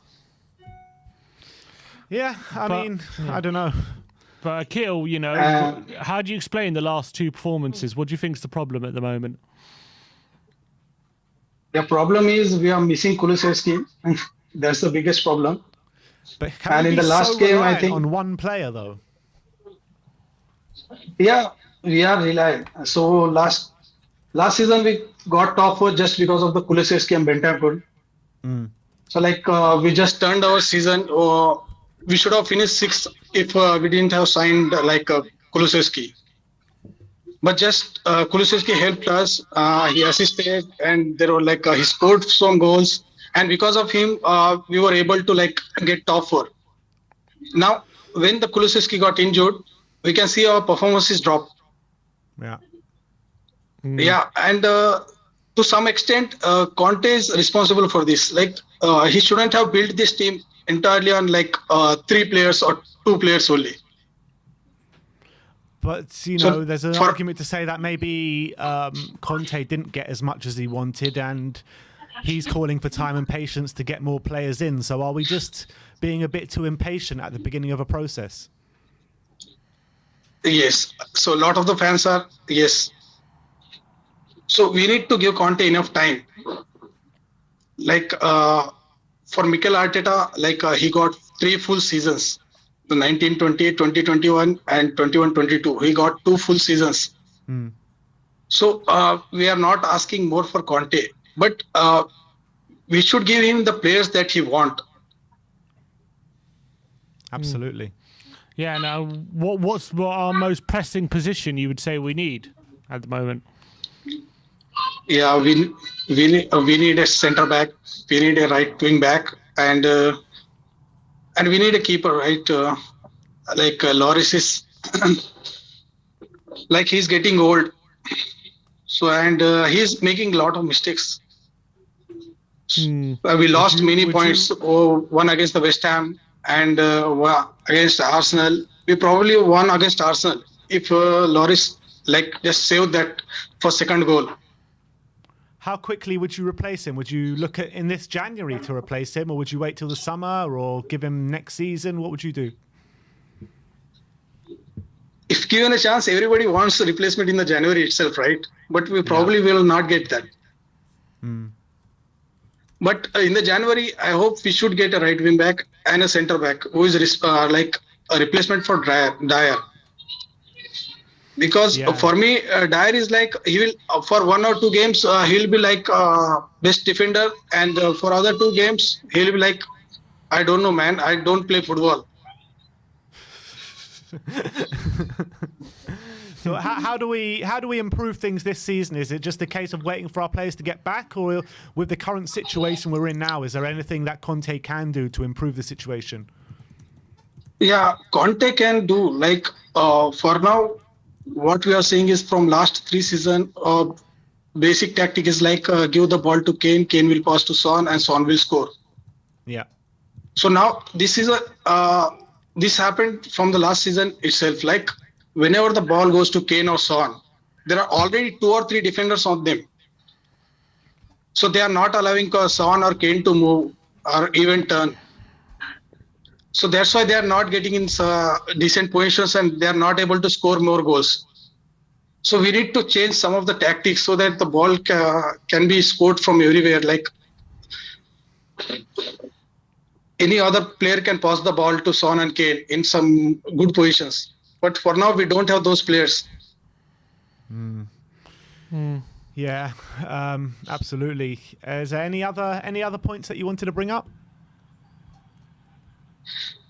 Yeah, about yesterday's game, I don't think we played that bad. So only it was mistakes from Loris that cost us the game. Overall, I think it was a good game only, and I think all the players played well. Especially I want to say Royal. I hate to say it, but Royal had a decent game. You shouldn't hate to say it. You should love to say it. Exactly. Nah, but Akil, thank you so much for coming on today. Good to chat to you. Yeah, thank you guys. Hopefully we'll speak soon. Yeah. Come on, you Spurs. Come on. A super chat here from Haida, and he says, is it too early to say Conte out? Yes, it is too bloody early to say Conte out, and in a year's time, it'll still be too early to say Conte out. The thing, when you look at, as much as we don't want to talk about them, but you look at Arsenal, like everyone talks about, as when you're the manager and how you have to keep seeing progression for them to justify their position and job and stuff. But let's be honest, for Arsenal and Arteta, for 2 years, they weren't getting better. They were the laughing stock of the league. They weren't getting better, Arsenal. They finished 8th his first season. They finished 8th in his second season. They went on a run of about 8 defeats in a row. Imagine we went on a run like that. You think would everyone would be? I mean, Arsenal fans were calling for his head, but this fan base as well. But they rode the storm, and now they're reaping the benefits from it. In terms of overall, they're looking a lot better than they were. And so we have to have the same trust in Conte, that even if we are going through rocky patches like we are now, we have to we have to believe that this guy is right for us to take us forward. Yeah, absolutely. Another super chat here saying, great channel, guys. Appreciate your efforts. Much appreciated, my man. Thank you for tuning in. And let's go on to our next guest, Brian. How's it going, Brian? Good morning / afternoon to you boys. How you doing? Yeah, not bad. You calmed down from yesterday? Listen, I am going to cut. Listen, I was furious. You know me. I am furious when it comes to certain aspects of this club. I've come on today to mainly talk about the game and moving forward. But one thing I do want to say about leaving, I'm just to get out of the way. I didn't even realise or work it out until I got off the fan cam. We got the fan show with you yesterday, Ben. Don't tell Do me you he's know bought what? another golf course. Oh no! I mean, this has actually sickened me to my very core. I think it just goes to show what shitholes they are. Do you know what day it was yesterday? Forget the obviously October the 23rd. It was the passing and the anniversary of Bill Nicholson's Bill death. Nicholson, yeah, I thought it might be. Was there a single thing in the programme? Was there a single mention at the club? Were black armbands worn? Was there absolutely anything? No, let's promote Tyson Fury's fight at halftime. Not a single thing for this man that is the fabric of this club, that built this club to what it now resembles. Without him, we're nothing. His quotes are still used when they need merchandising or promotional shit. And there's not even a footnote in a corner of a program to say "Rest in peace, Bill Nick" or something. It just sickens me. It just shows been something. There must there have. was nothing, Ben. Nothing. Not a solitary thing. That's ridiculous. And it just goes to show what this club. Forget anything that's tinged with glory or any success, because we know we don't get that. It's all about the business and it's all about the money. But let's talk about Tyson Fury's fight in December, all halftime, and promote it like Iggy was saying. But that's all I wanted to say about that parasite. I've come here to talk to you guys about the game, about the things that matter, the players on the pitch, Conte, and everything else. So let's do that. It just, like I said, and people question why I get so annoyed with this man. It's things like that. But let's go. Let's go about Newcastle. No, you tell me. Where do you want to start? Like, do you know what? Like I said, I mean, I've heard you. Obviously, everyone's talking about Hugo. I still think. I still think that. Brian, you're looking like a zebra today. Yeah, I know. You know what it is. I've got the. You know what it is. I've been locked up for my Levy hate and my Levy hate speech. No, it's the blinds opposite me. I'm sitting right by the front windows. It's a beautiful sunny morning here in Toronto. What I will say is with Hugo Lloris, when we signed him as that sweeper keeper, the old Hugo, obviously I know his age, would have had that ball and would have been further out of his field to just hoof that ball into Rosette, which is what he should have done. Whether it's a foul or not, I heard what Simeon was saying. For me, it's such a soft foul if it is. It's such a... Brian, let me ask you something, right? If Harry Kane... If same thing happens, let's say Heung-min Son is... Same situation. Heung-min Son's bearing down on goal and he takes the ball past Nick Pope and Pope does exactly what Wilson did to Lloris. Are you not going mental that it's not a penalty? Oh, no, well, mate, listen.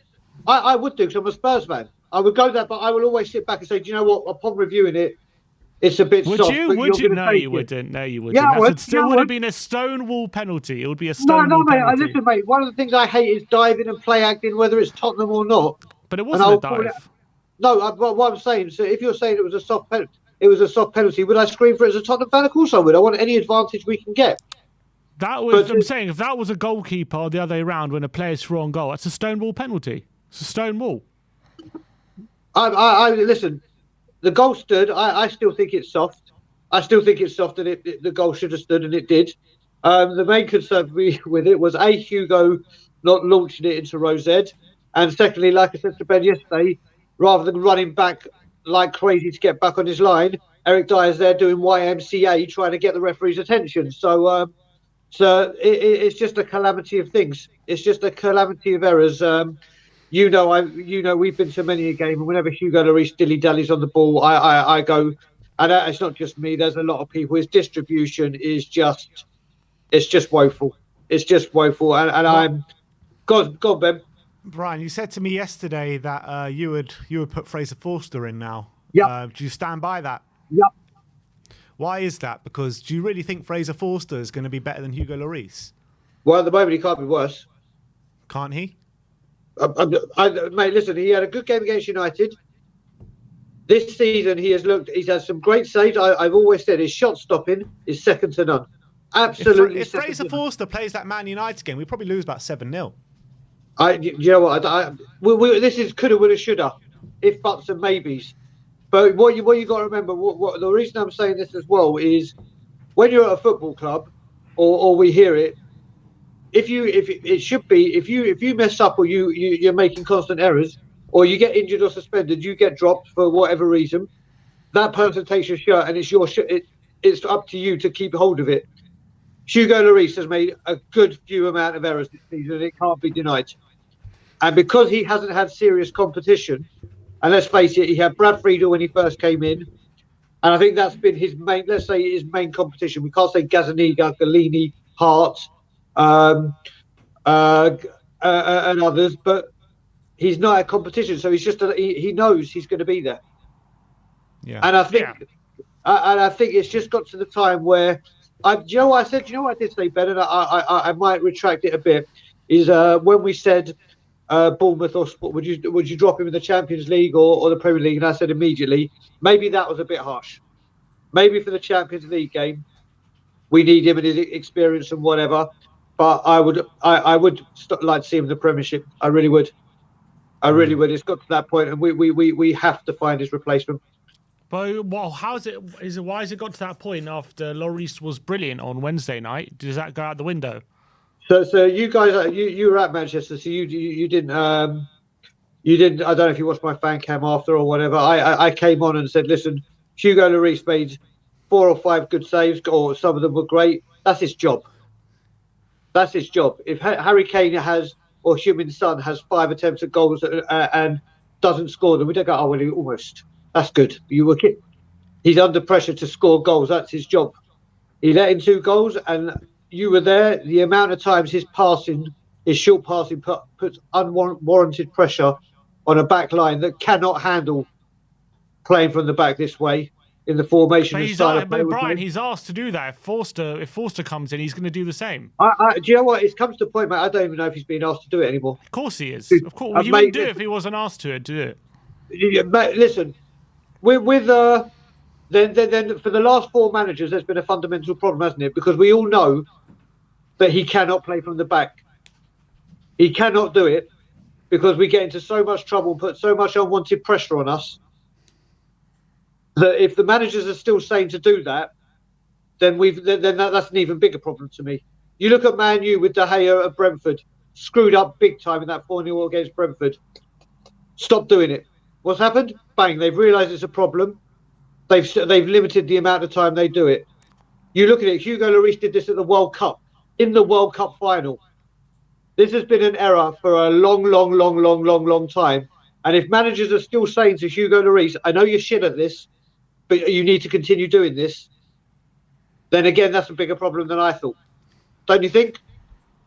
Potentially, but that's how Conte wants to play. He wants to play short. He draws the opposition in, and then we try and play through their press. Then we exploit the space in behind.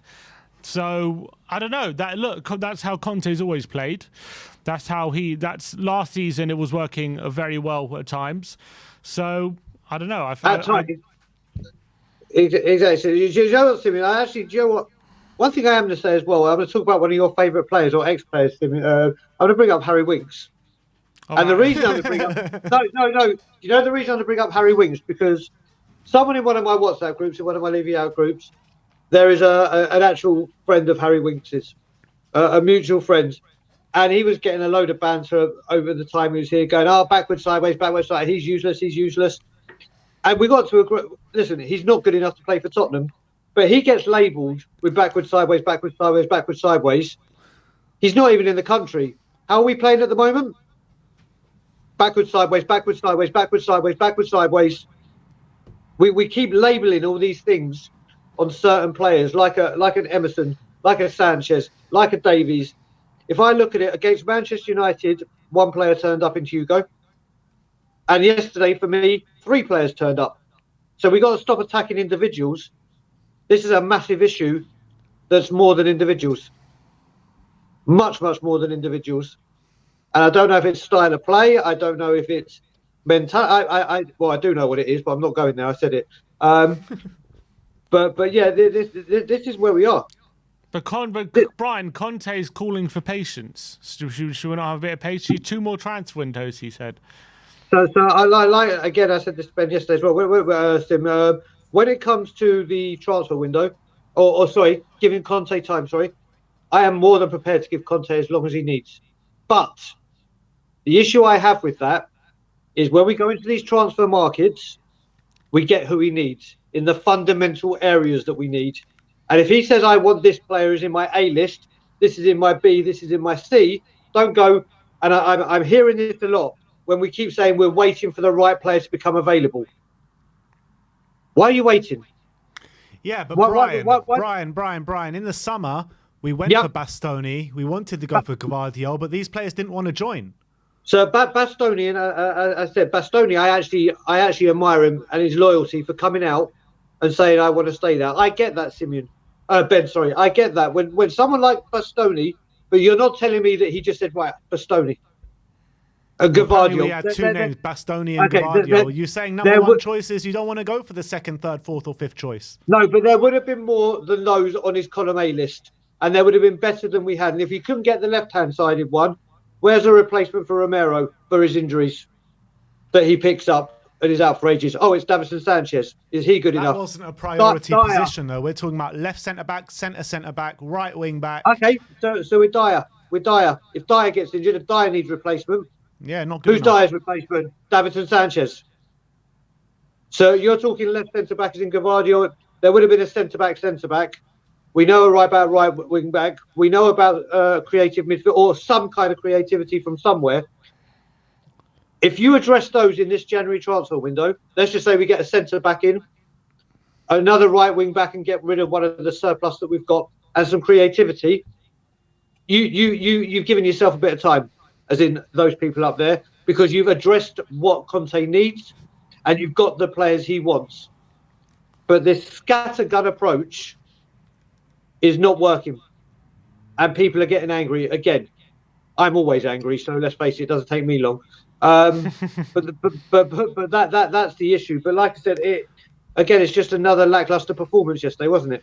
But you know, Brian, on what you were saying before, you're saying you accept the need for Conte to have patience. We're calling for the fans to have a bit more patience with Conte, like he's saying.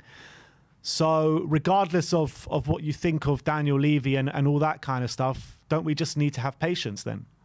Mate, my patience has long gone because Conte's only been here for a year.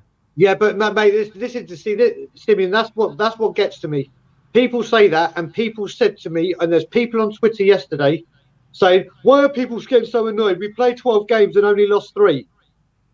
I'm not talking about 12 games. I'm talking about more than 12 years, where I've seen the same thing happen over and over and over and over again, with a different manager. Did you see Matt Hayes' tweets today? No. So Matt, let me just read it, chat. And Matt Hayes has got it absolutely bang on the money. Where is it? 1 second. Let me just read it here. Matt Hayes. So Matt Hayes, was it yesterday or this morning? Let's have a look at where is it. So he tweeted this. Where is it? I will find it. Basically, he said Poch came out and said furniture. We got the house, but no furniture. Then Jose came in, same manager, different manager, same players. Now Conte's saying we don't have a strong enough squad. THFC fans blame the manager. Yeah. No, I think it's ridiculous to blame the manager. Yeah, I agree. It's completely ridiculous. And like I said, so when people say, Conte's only been here a year, we're not talking a year now. We're not talking a year. We're talking the same pattern revolving, and every time we say, last time we said, but it's Mourinho. We are talking a year, Brian, because before under other managers, whether you liked it or not, they had excuses. They don't have excuses anymore. Do you know what? I'm so happy I came on here and said I'm not talking about that man, and I've tried everything to do not to talk about him, and here we are. But like I said, this goes on, and it just keeps happening. I've been on this merry-go-round many a time.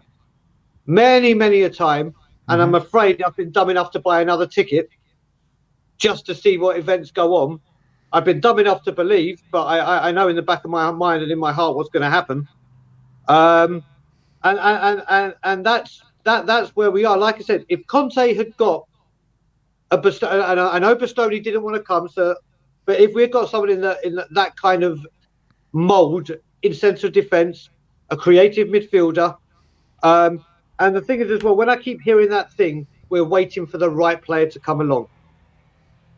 Who does that? Liverpool did it with Van Dijk. Yeah, yes, but no, they didn't. They knew they wanted him and they couldn't get the deal done, so they went back in January. But what I'm saying, Ben, they is waited for the right player. So yes, but you know what they did, Simeon? Beforehand, they made bids to try and get him in the summer. What do? We register our interest. You don't know. You don't know that. You don't know that. Oh, come on, Ben. Come on, it happens all the time. If Bastoni comes out and says he wants to stay and doesn't want to leave, then what are you expected to do? Just put in a bid? Mate, I'm not. You see, you keep going back to Bastoni, Ben. I'm talking about other players as well. When Leicester, when Newcastle won in Madison,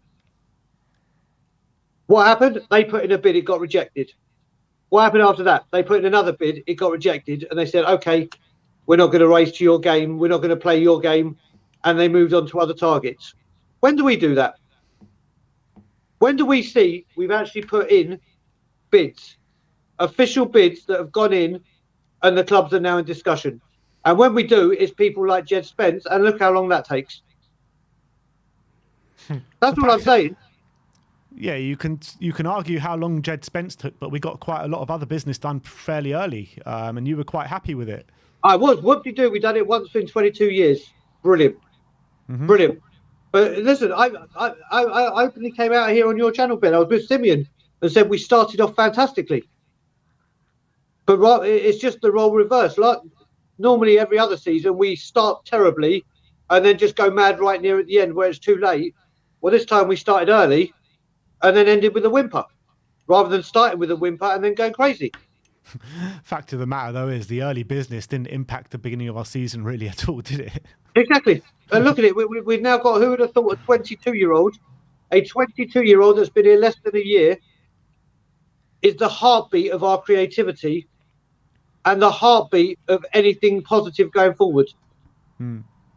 That's how important that man is. But he got injured. But we'll play Richarlison, who plays on the left or in the centre for club and country previously. But we're playing on the right because we're out of players. It's just a mess. It's just, listen, we carry on. Listen, we just got to move on to Sporting Lisbon, and then Bournemouth, and the games we've got coming up, and then obviously we have a World Cup. You also got to look at the bigger picture a little bit, because Arsenal as well, you know, in the first couple of years under Arteta, all the fans were calling for him to go. Everyone was laughing at them, saying, trust the process and all this, yada, yada, yada. We're 1 year into a process under Conte. You know what I mean? So who's to say in 1 year's time, with another 2 windows behind us, we can't have those places in the squad filled? So Ben, with that, I can see where you're coming from, and in some respects, I completely agree. But the other thing we've got to remember is Arsenal are now backing their manager, seriously backing their manager, whether you like to admit it or not. Whether even it was dropping money for Pepe or what they've done this window with real established quality, and they have done that before. They had a hiatus with since Wenger left or whatever, but they continuously backed Wenger when they needed him at the beginning and when they were spending big. Can we say that we have a history of doing that? With quality, not just dropping money. I mean quality. I would say that since Paratici has come, players that we've brought in, like Christian Romero, like Kulusevski, like Bentancur, like Bissouma, like Spence, for example, like Edoji, you know, these players are all players that are going to be here for a while, and they're going to be good players for us as well. So that process has already started. We just need to finish that process, and we need to look at the positions that we drastically need in centre-back, in a creative midfielder, in a right wing-back. You know what I mean? Yeah, but again, these ones, don't get me wrong, I think Destiny Edoji, or however you pronounce his surname, is going to be incredible. He really does look it. But these one for the futures, again, it's something we've been down the path of.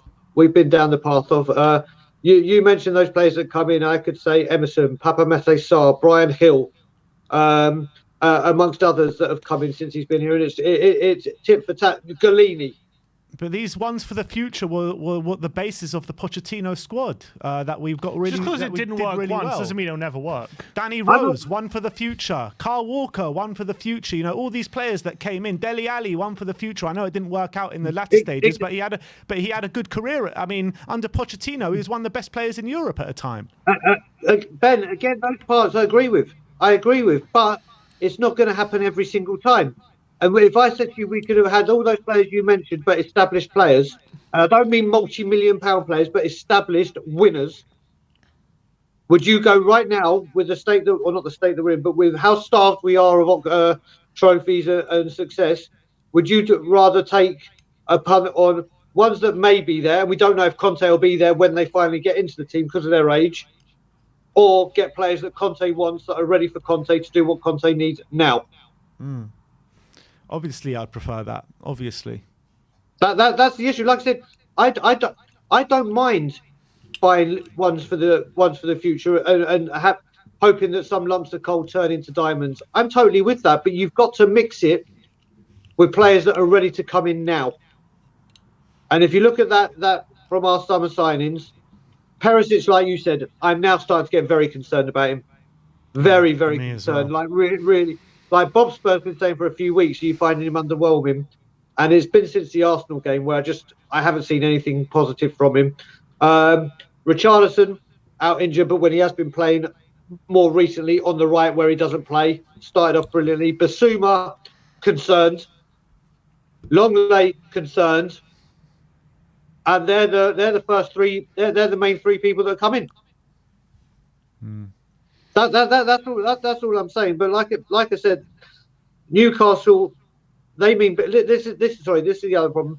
If Newcastle stay where they are right now, they will open their checkbook out in January, and they will go hell for leather. Botman, like you said, when you were talking about the back three, Botman linked with us. Didn't bring him in. That would have been a great signing. Bruno, heavily linked with us. Didn't want to pass on that one. The list can go on forever. You know, Kavisha, Kim Min Jae. Yeah, all of them. Exactly. Although I must say, I've got the Korean guy. I can't pronounce his full. Was it Kim Min Jae? Have I said that right? Kim Min Jae. Kim Min Jae. Okay, so I wanted to retract something I said because, like I said, I'll admit when I've made an error and I'm wrong. I constantly, every time we've been linked with him, I've been saying that's a Daniel Levy, that's a club signing, because it's been going on for years and we've had 3 different managers, and I didn't really rate him at all. But seeing him at Napoli, this guy is a monster. He has literally, I can see why he has his nickname, and if we could get him, I would love him. He looked like a real fight. Unfortunately. And obviously his value now will be absolutely massive. But I will, like I said, I'll admit where I think I've gone wrong, and I want to say my I wouldn't say slate. I didn't slate him, but me dismissing him just because I thought it was a Levy signing because it would have been literally over XYZ of managers. This guy is the real deal. This guy is the real deal, and if we could have got him, it would have been a great signing by the club. I'd even give credit there. All right, Brian. Thanks for coming on today, my friend. Always a pleasure, guys. I'm so happy we didn't talk about Levy and we spoke about everything else I wanted to speak about. Always a pleasure, guys. I'll speak to you later. See you later. Bye, brother. Bye. Nice one, Brian. Super chat from Dan COYS saying the thing I'm concerned about is how all our hard work is unraveling. Need to sort this out and sort this quick. Need back in January. Great channel guides. I'm saying he probably says needs centre backs in January. Oh, needs back or backing. Yeah, backing January. Yeah, I mean, I know 2 defeats seems like a lot, but I wouldn't say all our hard work is unraveling just because of these 2 defeats. Look, in this day and age, especially with Man City win every game, 1 defeat seems like a disaster. But I think we just need to be we just need to not go crazy. But I understand the concern. There is right to be concerned, but I don't think all our hard work is unraveling just yet. But it's just like, in this day and age, just people lose their heads so quickly. Like 1 defeat and it's the worst thing in the world. Then you win on the weekend and be like, yeah, we can challenge Man City. That's how it is. It's just like, come on, man. Just come on. Just like, be a bit level-headed and look at the bigger picture instead of just looking at the last game. It's not what football's about, apparently. Yeah. Let's go on to our next caller, and it's KPV. Hello. KPV, I can see you're on the piss today. No? You're on the piss. You're drinking beer. I just like leftovers from yesterday's fucking game. Talk to us, KPV. What do you want to say? Well, as I said to Daigle before you lot came live, another KPV rant incoming, and I want to get straight to it. Go on then. Like I said, another shit performance from the team, and we're just not good enough. Like, we need more players, man, because this current team ain't going to win us anything with Dyer, Sanchez, Davis, and yeah, those three. We ain't going to win anything. But upgrade time, man. And as I said, Tim, it's time to upgrade Lloris to Dean Henderson because he's the only goalkeeper that I would prefer over the other ones because he had a stunning season with Sheffield United and he's doing well pretty good at Nottingham Forest who absolutely destroyed Liverpool Saturday. They deserve it. So Dean Henderson, I think it's time we upgrade him to replace Hugo Lloris. He's the only keeper, is he, Kyle?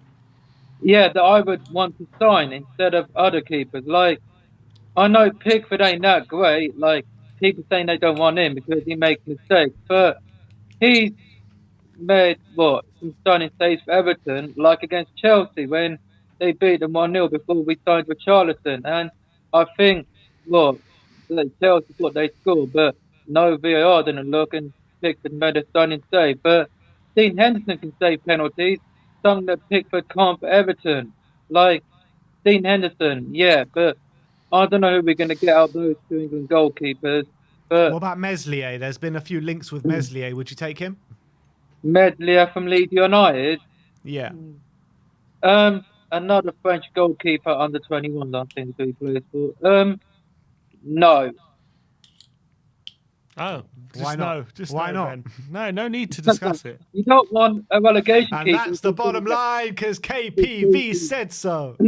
And yeah, like I don't want him because if he's gonna go down with Leeds, then you don't want a relegation goalkeeper. Like Arsenal signed Ramsdale, who's been relegated with every team he's been at. Like they buy him. Didn't Henderson get relegated? No, they got relegated the season No, after, he didn't. they?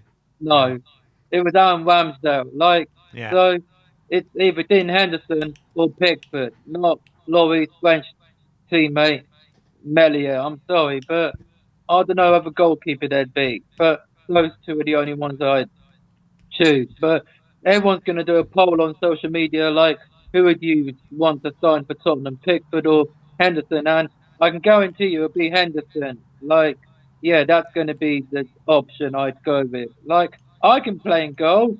I stopped a penalty from a friend when I was in the school. And, yeah, I stopped a penalty. So put me in goal then. Wow. I Exactly. can take penalties. I say Carl can stop a penalty, then he can. You're good enough to be our goalkeeper. Then apparently, Carl. Yeah, Can you play a short pass? If Alisson Henderson can, then I can. I can assist players from my own half, and they can just get the winning goal. Like, yeah, we need to turn up Wednesday, then Saturday or Sunday afterwards. Like, I don't want to lose 4 games in a row because that's just I don't know where we're going to be then. Like, what's going to happen? But we need to turn up in those 2 games, and we're not losing this because it's going to piss everyone right off, and it will piss me off. So get behind the team, people. I stood on David's channel, and I thought Emerson Royale had a great game yesterday. Like, he was brilliant, but as you said, Bentancur and Skip were probably our 2 best players in the game. But like I said it to Dave, and I'll say it again. Wilson's goal should have been disallowed. Ben Foster tweeted, and it should have been disallowed. Like, it's a foul on Hugo Lloris. Like, where's Wilson supposed to go? Bournemouth reject. Quick. Like, he is. I don't like him, but like, let's be honest. Newcastle's record at our new ground is poor. 1 win, now twice, 2 wins, 1 loss, no draws. So it's time. It's better than most, Carl. Better than most. Like we haven't won at home against the big clubs since I don't know last season. Arsenal, Man City, but Liverpool we haven't seen. But we've got Liverpool after Bournemouth, then it's Leeds, then World Cup again. So Liverpool are not that great, but yeah, we'll still beat them. But it looks like Kulusevski ain't going to be back until after the World Cup. Like, he's only started 12 games and we've won, but I missed the guy. So what we're supposed to do, eh? I don't know. All right. We shall see how it pans out, Kyle. But thank you so much for coming on today, and we'll speak to you soon. Kyle. See you, lads. And as always, Levy, the power side, out. See you later, mate. Let's keep going, guys. Got a busy. The phone lines are busy at the moment, and we've got Ashmatic coming on next. Last time he was on, he got cut off by some internet problems, but we got him back now. How you doing? I think you're on mute. There you go. Hope you guys are well. Nice to see you, mate. Yeah, I'm good, man. Nice to see you as well, bro. Yeah, it's been a hard 24 hours. Not gonna lie. It has. Ben, Sim, and everyone that's waiting on the call, can we all refer to FBF Ref? Let's all go to FBF. Yeah, FBF Ref. Just to get some things into perspective. If we can look at the goalkeepers, because I think that's the biggest talking point at the moment, goalkeepers. If we can compare Lloris to the top 5 or top 6 goalkeepers, I think most people haven't got a problem with goalkeeping with Lloris when it comes to saving.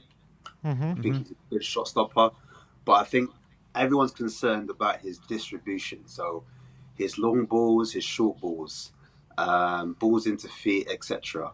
So I think that's the stat we need to kind of home in on. I have seen some of these stats, and his stats actually stack up quite well against the top 5 keepers. But are there anything in there that maybe the stats can't pick up and you don't see on maybe these stats? The point sheets? I'm trying to make is, and I respect that, Ben. I think the overall picture, there's no reason to alarm. It's just the individual mistakes. It just basically throws the player under the bus. And every player has a bad game. And we notice it more as a fan base when it's in big games, or if it's a glaring mistake, then we start to like look at the player and think, oh my days, this player's awful, let's get rid of them.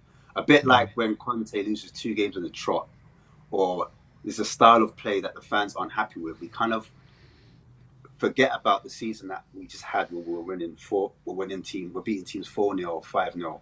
We kind of put that to one side, and we don't look at the overall holistic approach or the bigger picture. So that's all I wanted to say about the Reece in terms of like, if you actually look at the overall stats, in terms of his kicking, he's not that bad. However, I have gone to games and I've been, even before the season, and I've seen his kicking, although it has improved, has been terrible. And I think what it is, between him and Eric Dyer, and it depends who's on the pitch. When it comes to options on the ball, we're in a system where we play out from the back now. This is how football has evolved. You need a keeper that can pass with both feet, and you need a system where your defenders can play out from the back. So you've got the option where you go long, and then you've got the option where you clip a ball diagonal into your wing backs, or you can pass it to one of your other centre backs, because the centre backs, they split wide, don't they? So that just gives you the option to pass in behind. When Dyer's on the ball, or when Lloris is on the ball and they make that pass, that's when us as a fan base, we get a little bit nervous, because we've seen the mistakes in the past, and recently we've seen they've got a mistake or two in them. And so my suggestion is there needs to be more options on the ball when we're playing out from the back. That is my thing. So for a minute, I thought you were going to say my suggestion is close your eyes when Lloris gets the ball. Maybe that will help with the nerves. I thought that's what you were going to say. Do we make it through? All right, all good. We need more. But I agree with you. But, more options. So how do we get those options? My solution is, and I've said it before, if you looked at the last Newcastle game, if you remember the goal was, I know Højbjerg wasn't there, but Højbjerg joined the back 3. So when we were passing out from the back 3, Højbjerg was one of the options, right? In the back three, he became a centre back. He's a little bit more technically better than the defence that we have at the moment. So he joins the back three. He passes it to Ben Davies. Davies bounces it back to him. When it goes back to Højbjerg, then Højbjerg can go long. He can do that long pass because sometimes we're a bit too hurried in possession, in the wrong moments, in the wrong spaces, in the wrong parts of the pitch. That's why we lose the ball and it comes back onto us. But anyway, he bounces it back to Højbjerg. Højbjerg launches a pass. It goes into Kane. Kane does what he does best. One touch into Kulu. Kulu passes the ball across the box and then Son taps it in. That was last season. Fast forward to this season, I would have preferred in the free midfield, we have one defensive mid, not three double pivots, because I feel like we're playing with at least 3 or maybe 2 double pivots. I would prefer one double pivot, one defensive mid, one that doesn't go past a certain point, just so we can build the attack a little bit slower or a bit more pragmatically, so we're not too hurried in possession. We don't give up that ball. And then we have one midfielder that does the double pivot, is actually like a centre mid or a box-to-box midfielder, whatever you want to call it. And then one midfielder that is attacking mid, but can still do defensive responsibilities. I know what you're going to say. I know you're going to say that Oliver Skipp was that attacking mid, because he was. And I noticed that on the first game when he did come on, the first appearance that he made, I can't remember what team it was against, and he looked like a wing back almost, because that's what I realised. Sometimes the 2 double pivots, one of them will take up a wing back position because we know Everton, the I think space. it was. Yeah, that's correct. We know the space is in the wide areas, so they kind of like sit in either the wing back position to allow the wing backs to push further forward, and we can cover them. Or sometimes they just, like, we saw it when Højbjerg was Bentancur was a wing back and he crossed it to Højbjerg, and Højbjerg scored that goal when he took his time and he hit it in the top corner the other day before Man United game. Anyway, I digress. What I'm trying to say is I feel like if our roles in the midfield 3 are defined more, in the next game, I think we'll do a lot better. So I would prefer one defensive. The reason being, because sometimes the team could hit a ball and it bypasses the whole midfield 3. And then it gets to Dyer and then it's mad. It's like they panic. Like, I can't lie. So I just prefer someone sitting to protect that back 3. And because the 3-5-2, I've noticed sometimes we're a bit expansive. And all the midfield 3, they all press together. I get it. As a team, you want to press high. You're at home. You want to be in the front foot. But it wouldn't hurt if one player was like a Casemiro and was a little bit defensive-minded and just didn't venture too far forward and just kind of sat. And you just said, rah, he's the defensive mid. He's the go-to person. And that's where we start our attacks. I noticed that. I did notice a problem when United did that with Eriksen and Brentford got onto him. I remember they tried to play at the back. Other teams clocked onto it, and then that was the option. But I just prefer even if we don't have a certified defensive mid, we just need more options when we're playing that back line. Because Lloris didn't have anyone to pass to. He passes it. He clips it into Sessegnon. Sessegnon, bless his heart, tries to keep the ball on the pitch, but gets bullied. They headed the ball, goes to another player, goes to Almiron, sorry. Almiron runs down the wing. I think Longley was too square. I think Longley's body position was all wrong. And he beats him for pace, and then he hits it, and then obviously we're 2-0 down. That first goal that went in, I just think Lloris makes a howler. He should have been out of his goal a bit quicker. Was it a foul, he should have though? gone to take a touch. I think he should have cleared it. I think he should have kicked it into Rosette. And I just think, it was 50-50, and obviously you can't I don't think that's a foul, 50-50. But yeah, I just think moving forward, if we go to the January transfer window, I think if we have a 3-5-2 and we have a defensive mid and we have a box-to-box midfielder, which is a double pivot, then I feel like we should go for a 10, like a Maddison, for example. That would be more naturally attacking-minded, because you're asking a centre mid in Skipp to be a 10 or an 8, which I think Skipp can be an 8, and he does well. But if you look at his stats, or if you look how he plays, he doesn't take many shots. He doesn't take many shots. And I think why Højbjerg's done so well this season, especially in the 3-5-2 of late, is because he's pushed forward and he's been able to do that. He plays it for Denmark. He knows how to play that 8 role. So he's able to do that a little bit more better than Skipp. And so we missed Højbjerg in that sense. Not saying that Højbjerg's the reason why we didn't win, but I'm just saying if you've got an attack-minded player in a 10 position in the 3-5-2, we're more likely to create. Because then a lot of people from the outside in are looking at Kane and thinking he's our only creative output. If you think about it, and Tottenham look predictable. Oh, Kane drops in midfield and then he plays the ball forward, and that means it's easier for opposition players. They're going to say that stick someone on Kane, man mark Kane, get on his touch. Not to say Kane's touch is like awful, but there's been games where Kane's been marked out the game. Then what? Yeah. What's our plan? Our wing backs aren't good enough. Like when Sessegnon was on the ball, he can cross the ball low, but when it comes to his high balls, he hasn't got that in the locker yet. This season, especially, I'd say. But when it comes to like Perisic has completed more crosses than your Sessegnons. You look at the other side. You look at what's it called? Not Romero. You look at Emerson. Emerson. The reason why Emerson keeps getting into games is because he has the most tackles, other than Bentancur. He has the most tackles, the most pressures in the attacking third and in the defensive third. Can you imagine? So everyone is saying like, oh, that is the reason why he's getting picked over like with Doherty. But if you're winning the ball high up the pitch, then you're more likely to create a chance. He might not be crossing it in, but if he wins the ball high up and he gives it to Kane, he plays it short, or he plays it into Son diagonal, which has been happening, and people don't see that because he's not the assister, but he does a lot of key passes in the game. We're not really saying, oh yes, Royal, look how well Royal's playing, or we just might think, oh, he's athletic, that's why he gets inside, oh, he's defensive. No, he's doing his defensive job, but he's also doing his defensive job high up, and that's why sometimes he's getting the nod over Doherty. Although I do prefer Doherty because Doherty, in my opinion, makes better runs off the ball and has a better football IQ. He's more attacking than attack-minded than Royal. Do you understand? So, and I heard you talk about Longley and the Davies situation before.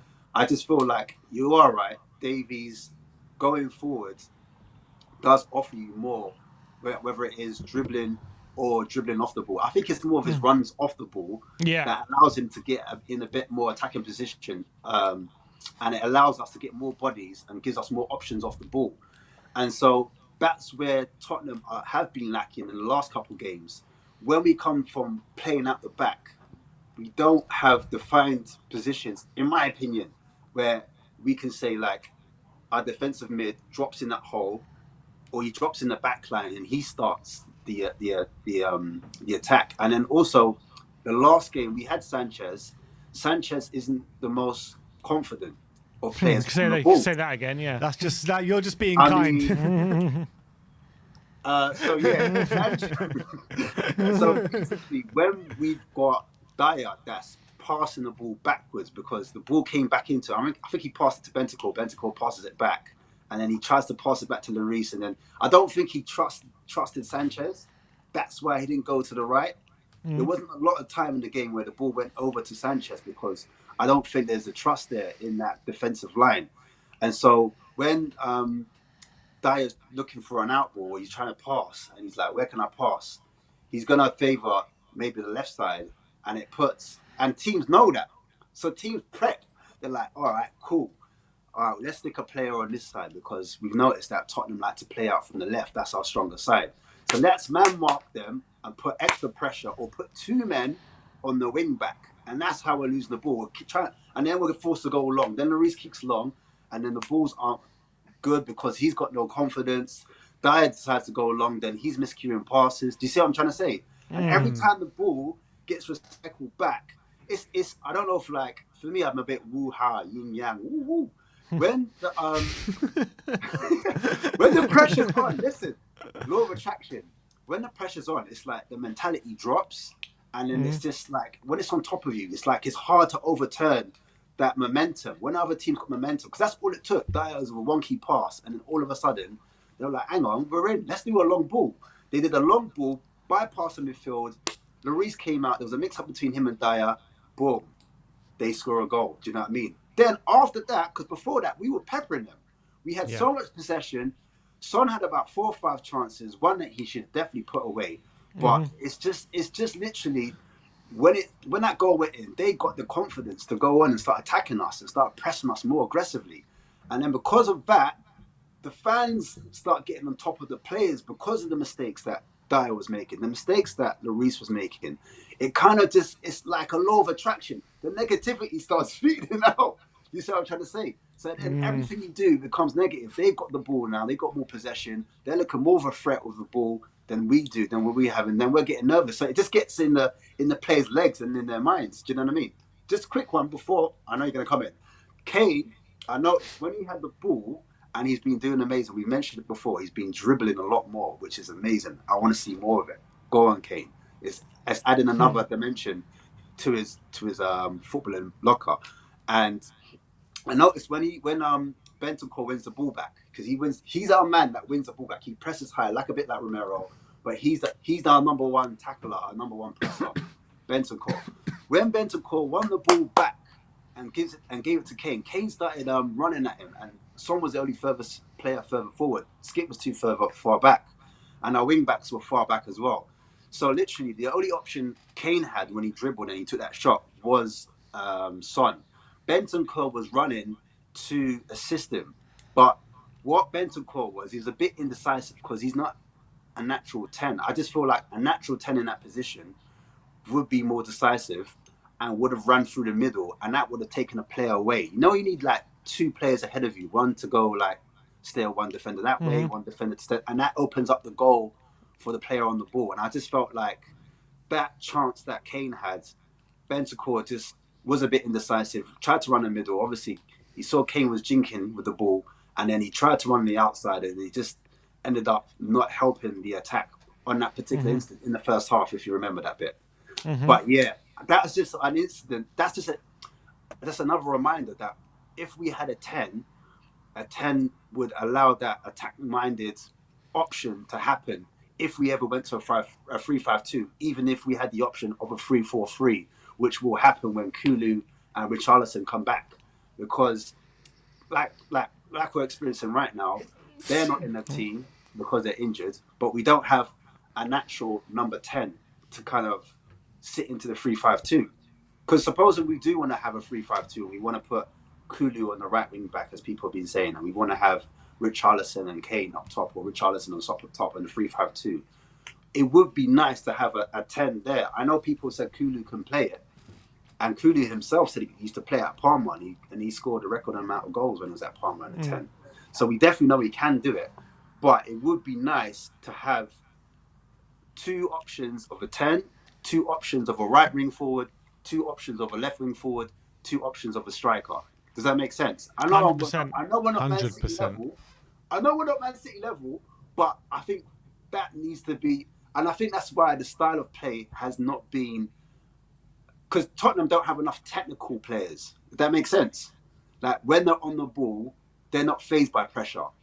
These players here, you stick it on them. That's why I was nervous when we last spoke before at the Brighton game. I was nervous at the Brighton game because I thought they were going to press us high. I'm very nervous when a top team comes, and Champions League will get found out a lot. When top teams press you, can your players withstand that pressure? Can they get out of tight-knit positions? Like, a lot of our players just had an off game. Like, Basuma did some stuff that was well. He did some passes forwards. He pressed well. He did win some challenges. He did some short passes well. And Bentancur was our best player, I felt. Skip was really good, industrious. I think that the middle 3 was mwah. But I just feel like technically, like, we had an off game. We had an off game technically. The passing was bad. The first touch was bad. And that was that. Even Bentancur had a pass where we were in the second half. We were on a break, and he needed to pass into Kane. Brazilian. I remember. No, it wasn't. Lucas. Lucas, there you go. Yeah, you're with me. Loves him. All right, so yeah, he's about to pass it to him. Sorry, he's about to pass it to Lucas, sorry. And he basically just hung on to it. Miscues the pass. He miscues it. It's just like, it's just one of those games. It's just one of those things. And it's just the devil's in the details. Just those small little things there that wasn't happening for us, where we got let down. We let ourselves down. So we were our own biggest worst enemy. But we need the level of player to stay at, it can't drop below a Bentancur. If we're going out to recruit, we need a player that's on a level technically of a Bentancur, because when he's in possession tight, he can get out of tight situations and he can find a pass. He's got a good football IQ. So we need someone that's got a good football IQ, because Emerson on that right wing hasn't got the football IQ. And a lot of the players around, they don't have a good football IQ. Like Perisic's problem. He's a good dribbler, good at crossing, but he doesn't get in the goal. He doesn't get into goal shooting opportunities enough. Where I feel Sessegnon does. Sessegnon does get in those opportunities where he's able to shoot or able to have a crack, and I think that's why. It's been lacking on that wing, on that left side for Perisic. He hasn't had a good season, so far. And defensively, he hasn't been good either. But aerially, he's good. Aerially, he's got the height. You can do a header. Dyer's good in the air as well, good for headers. Bentancur's good in the headers. Kane's good in the headers. But it's just like, on other areas of the pitch, we just need to be tight. And fans, 100%. We're too loose. Calm down. If you look at the overall picture, I know, like, it's like we like Spurs, when we go 2 goals behind or we're playing poor, you can't die. Don't die. Stay in the game. Make it difficult. Fans, if we lose 1 or 2 games, don't die. Don't lose your heads. Stay calm. Keep your head in the game. There's a long season. We've got the World Cup. It's going to be a game changer. We've lost 2 games. Albeit Newcastle, like, you saw what they did against Liverpool, you saw what they did at United. They're having a good season. Man City too. It's Man City too. There you go. Man United. I don't know why fans were expected to win against United away. I know, like, obviously we weren't even playing like the greatest of football. That's the funny thing about it. So no team in the top 6 has been winning away. None of them. They all drop points when it comes to the top 6 when it's away. Stay calm. Like, it was bound to happen that we're going to lose one of our games at home, and we haven't been playing well. So I'm not saying it was inevitable, but I feel like with Spurs, things need to go bad before it gets better, or it has to go worse before it gets better. If that makes sense. Like that Burnley when Conte was like, "Listen, I don't even know if I can do it, guys. I'm going to lie to you. I think I'm going to have to keep it moving." You know what I'm trying to say? So I feel like we need that kind of like thunder before the rainbow comes out, and like we need a bit of yin yang again. So it's always darker. It was always darkest before the dawn. That's what they say. There you go. That's what I meant to say. But coming into January, I just feel like priority has to be centre backs. Then Agreed. It has to be centre backs because Conte doesn't like a 10. As much as we keep screaming, I don't know if they watch these fan shows, and I don't know if they will listen to it. But Conte watches every night. Don't you worry about that. Yeah, I know. Conte's watching me right now. You might be agreeing with some stuff I say, and you might not be agreeing with everything I say. But I just feel like, centre back, someone that's more comfortable in that free centre back position. We just want players that are comfortable on the ball. And I'm saying Dyer, like, I'm sure everyone that's waiting as well, they're going to FBF ref, hopefully, and they've compared all of our defenders now, and they will see that Romero's our most successful long passing player and short passing player. When it comes to passing, it's him. Then it's Dyer. So Dyer's not far off. Dyer attempts more passes than him. So you just know that overall, Dyer kind of is the centre of our attacks. He's the man that kind of gets the... And you've seen him do Hollywood diagonal balls this season. You've seen him do long balls. And it's got the player. Do you understand? So sometimes you just have those games where it's just not working. It's just football. It's just like when you play football, it happens. You get a bit nervous, something happens, and then it's just in your legs. It's just like, you just know, like in the back of your mind, in your unsubconscious mind, that you might just not, especially like footballers, like we all know footballers are confidence players. They're all human. A lot of them are young as well that are on the pitch. So it's very hard to overturn that. And everyone talks about, we need to have the right mentality. But they're human. They're human. They're human. They know they're professional footballers. They get it. They understand. They got psychologists behind them. But the way to get over it is a solid performance. And I think that's what the fans have been yearning for all season. Better performances. And I feel that will come at our next game against Sporting. Sporting, we need to have some vengeance because they outplayed us in midfield the last time we were at their ground, and I feel like a good performance is needed to kind of uplift the mood, uplift the fans, and then we can push on against Bournemouth. Then we go away to Marseille. We need another good positive result there. But even if it's not a positive result, but a good performance, I think we need 3 strong performances, and then I think the fan base will almost be back on side again. Albeit we do need that top 6 win or a good strong performance at top 6 because that hasn't happened yet. Liverpool round the corner. Liverpool will be a good test because they're not playing well. I can only imagine their fan base. Like they're probably doing the same thing that we're doing right now, but even worse. This season, apart from Liverpool, let's be honest. No, it's true. But 4 games, we're gonna have to pull up better performances. I feel like people can forgive a result if the performance is there, but if the performance is bad, do you know what I mean? Yeah, and I do understand the whole Poch thing and the style of play, but we never won anything, and that's the reason why some fans are split and are saying, "Look, I'd rather just play ugly, and win something." And some fans are like, "No, we need to play better. I don't pay my money to watch and not be entertained." This is football. Football's a beautiful game at the end of the day. You do want to be entertained. This is why everyone wants the best players, but I think the current players we have at the moment is enough to get us through until maybe January. I think it's and just then we need to invest in January because at the moment a few injuries and we're looking a bit short at the moment. We're short because we're in the like if every player was fit, we wouldn't look short. That's the problem. If every player was fit, we wouldn't look. There would be no complaints. But because we had the injury and we're using, and that's the whole point of a depth of a squad. Do you understand? Yeah. So people are like, "Oh, look at the squad. Look, it looks." No. We're using our depth now. This is it. We're using it. Do you understand? My only problem is, what I have a problem with Conte with is, I don't have a problem with him embedding players in slowly. I don't have a problem with him, but I just prefer if he embedded those players like a Spence. He got 20 minutes, 30 minutes. Put on a Spence just to get some minutes because he's a young player. Potts used to trust his young players a lot. Do you know what I mean? And I just feel like, what's the worst that can happen? We're 2-0 down. Give Spence a run out because by the time it's time for Spence to play a full game, then he would have had a few minutes under his belt already. Do you see what I'm trying to say? And I feel like at the beginning of the season, he could have done that a lot more for other players. It took so long to embed players. By the time we need them, we're relying on them. It's like they could have had 20 minutes here, 15 minutes here, 10 minutes there. Do you know what I mean?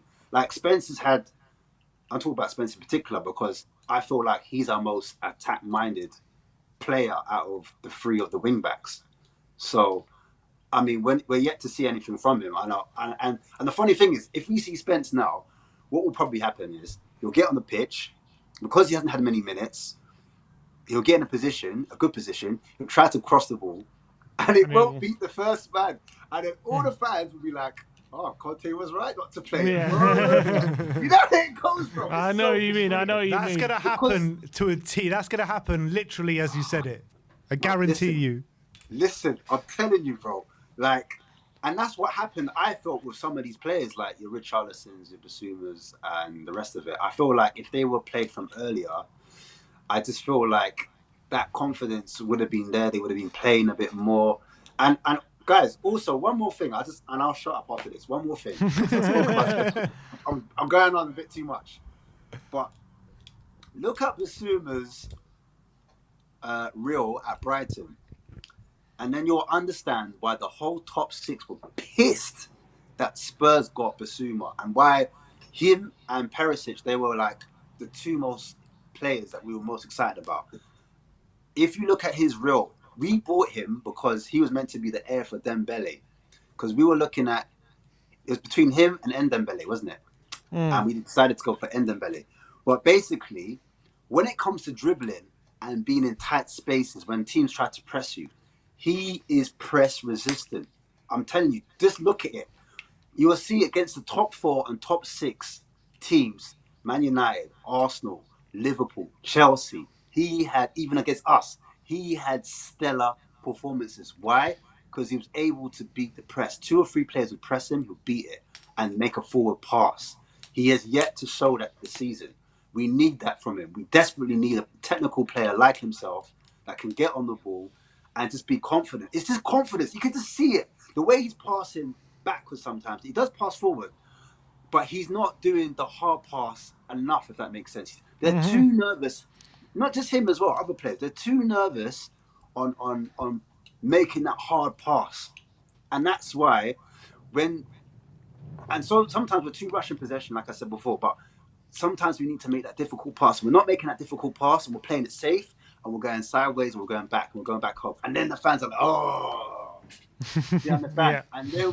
And then because with teams, because they sit deep against us or sometimes they're compact. So to beat the compact press or compact team, your passing has to be fast and has to be accurate and has to be to feet, do you understand? Or into space. And sometimes, because that pass is a little bit harder, or there's a player there and he can't quite get to it, we don't want to risk losing possession, and we pass it backwards and sideways. But as I said before, there's always a time and a place for it. Sometimes we have to slow it down because we're too hurried, and sometimes we need to speed it up and just take the risk. And I think that's where we've missed Kulu, because Kulu's decision making, his football IQ, he knew when to do that.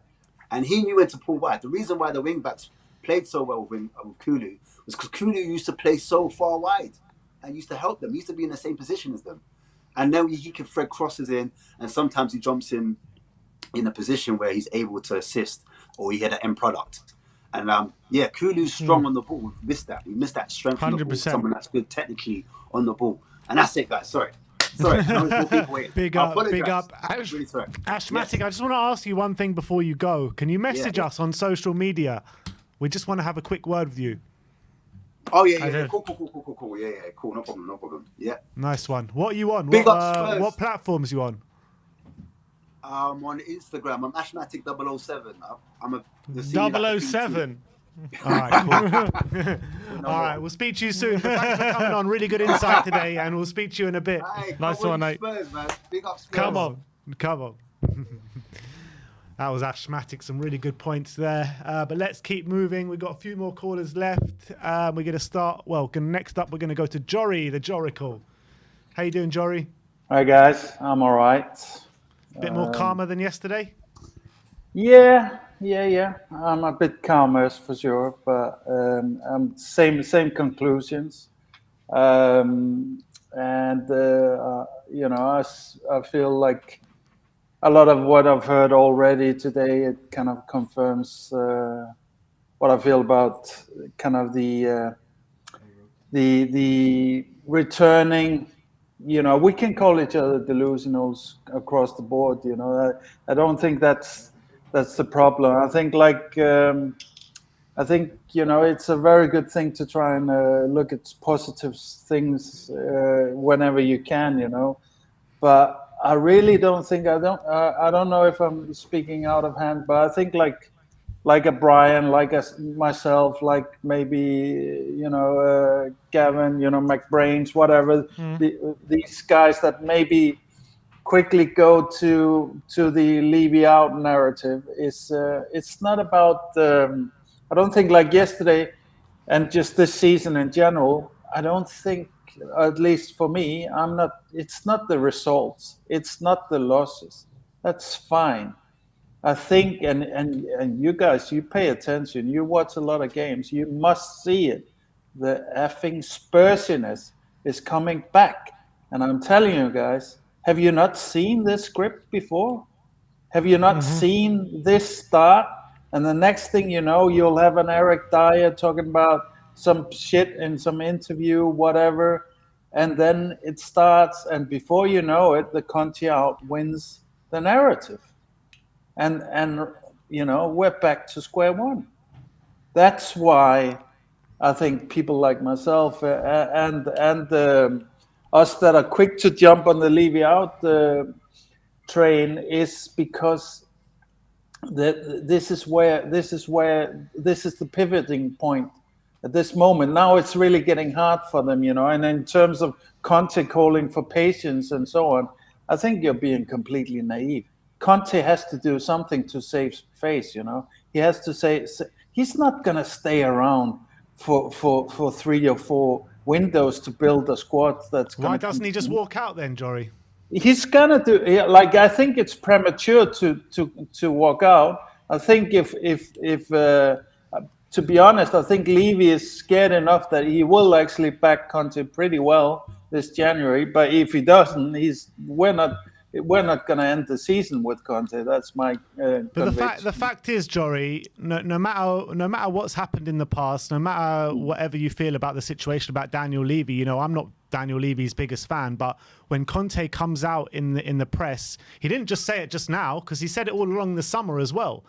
If Conte says he needs multiple windows to achieve what he wants to achieve, we have to give him that time, and then we got to give him that respect as well.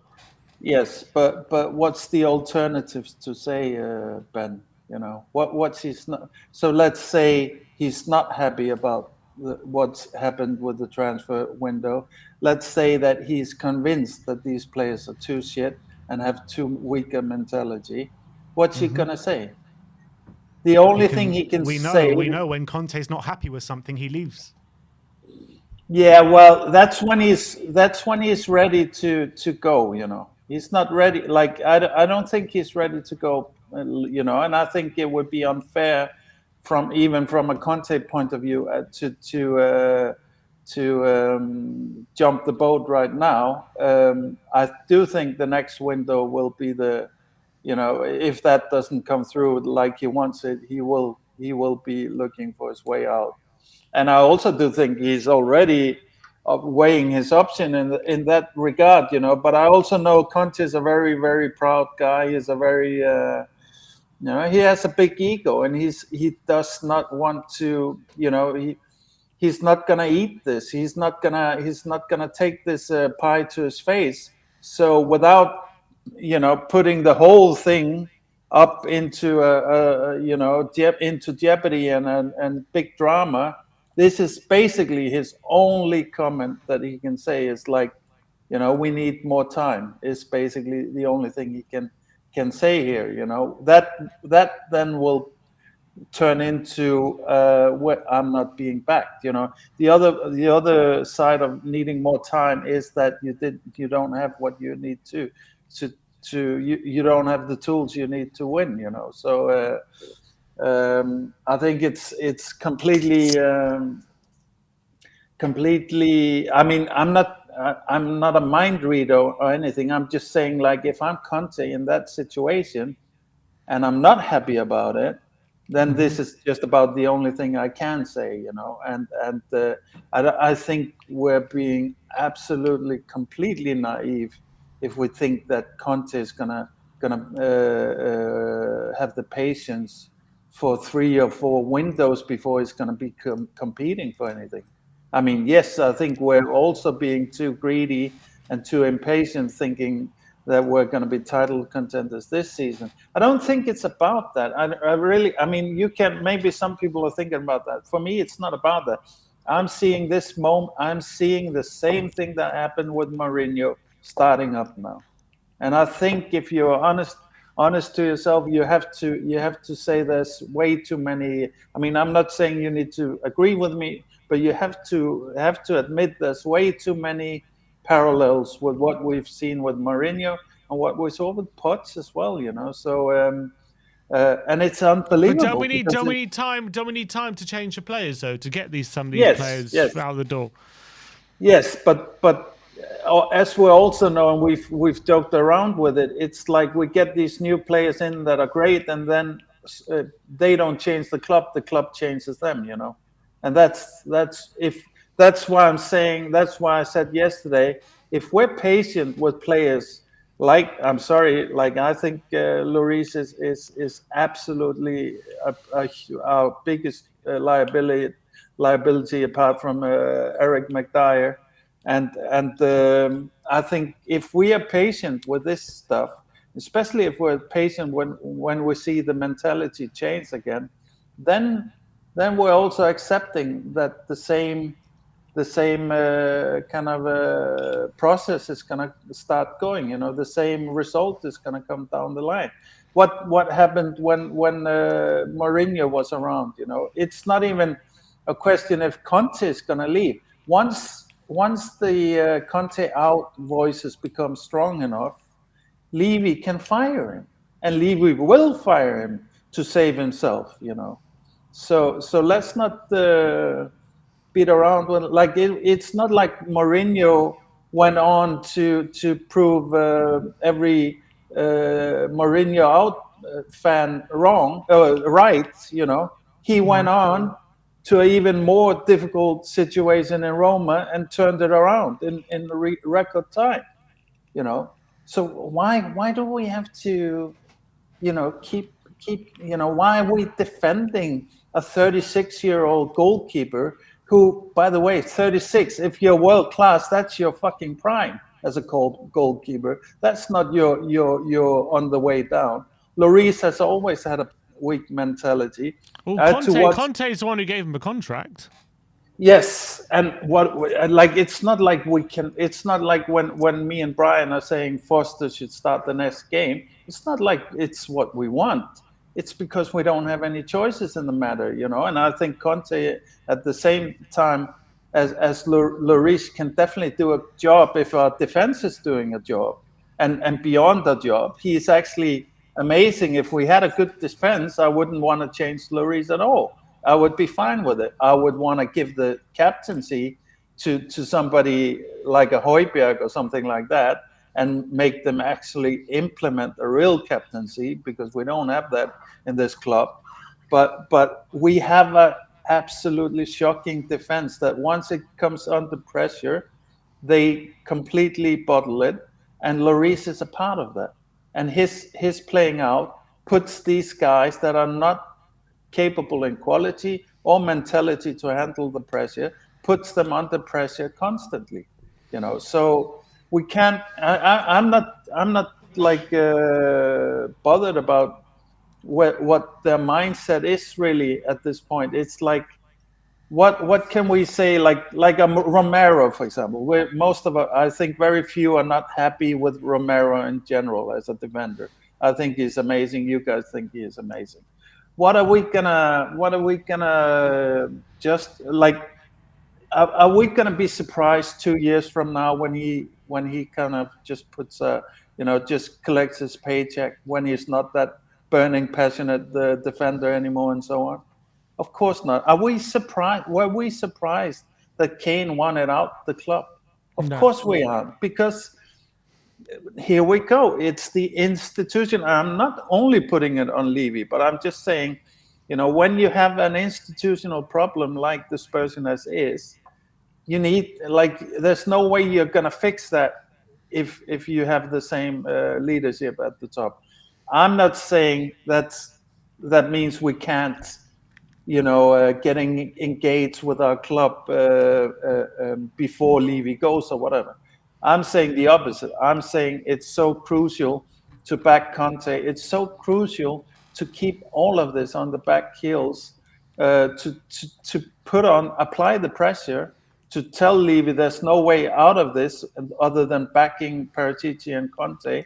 There's no way out of it other than letting Paratici change the club. I think Paratici is doing a good job behind the scenes. You know, we hear a little bit about what Greta, the Icelandic guy, is doing here in our news. You know, and it's all good news, I think. You know, so I also agree with you guys, and I have to also applaud you, because it is your job, I think, and it is the right position to take from your point of view, running the main channel of the fans, to try and spin it in a good way and all of that. And I'm not saying that you're spinning it in a bullshit spinning way. You're trying to find good points and not just, be sourpusses and all of that.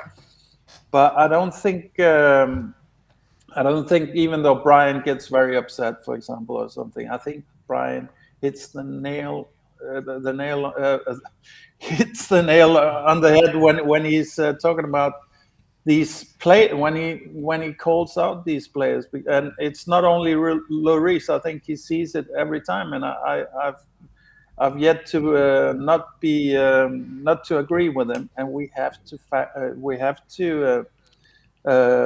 face that, maybe. And I'm like at a point like maybe even our superstars Son and Kane, maybe we can't get it out of it, because, and you can't blame them. They've played their whole career in this club, and it's always been the same letdown. It's always been when we have a chance to level up, the club hasn't been there, so it's not about killing, like being nasty towards Lloris or anything.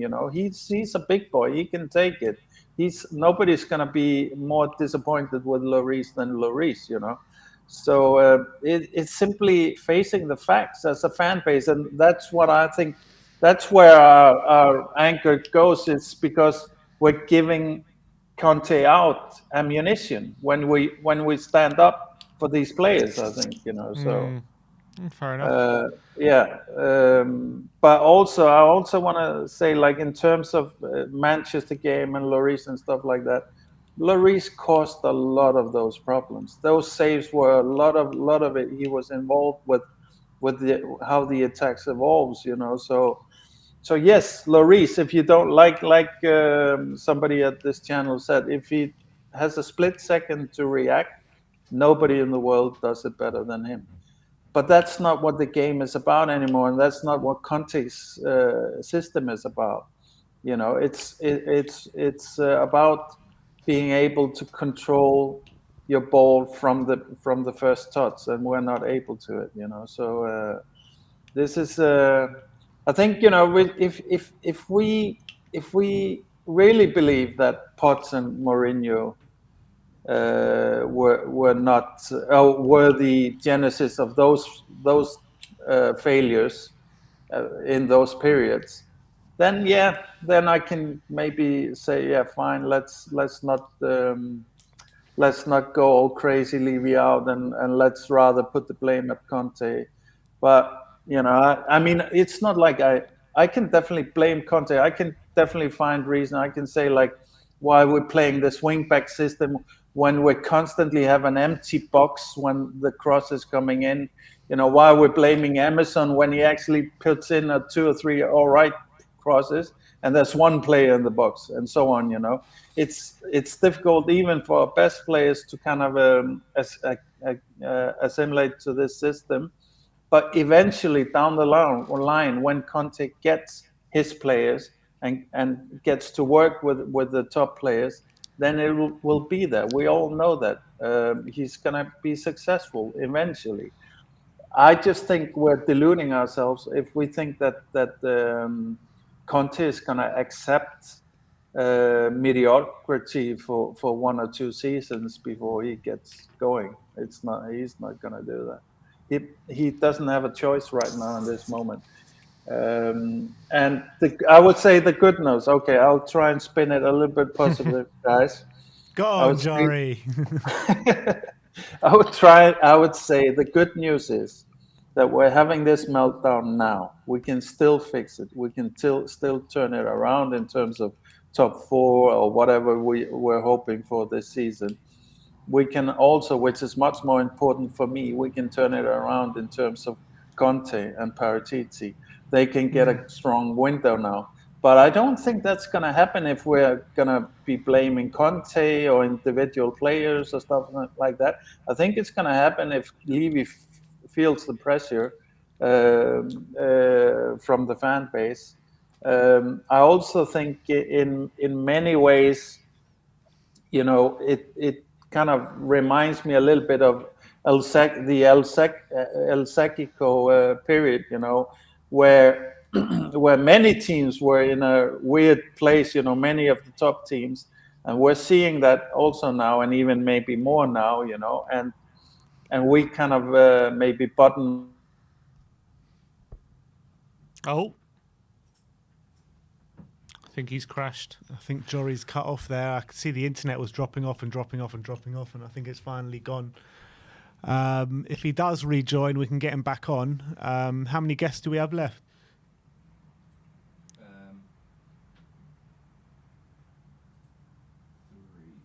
Three.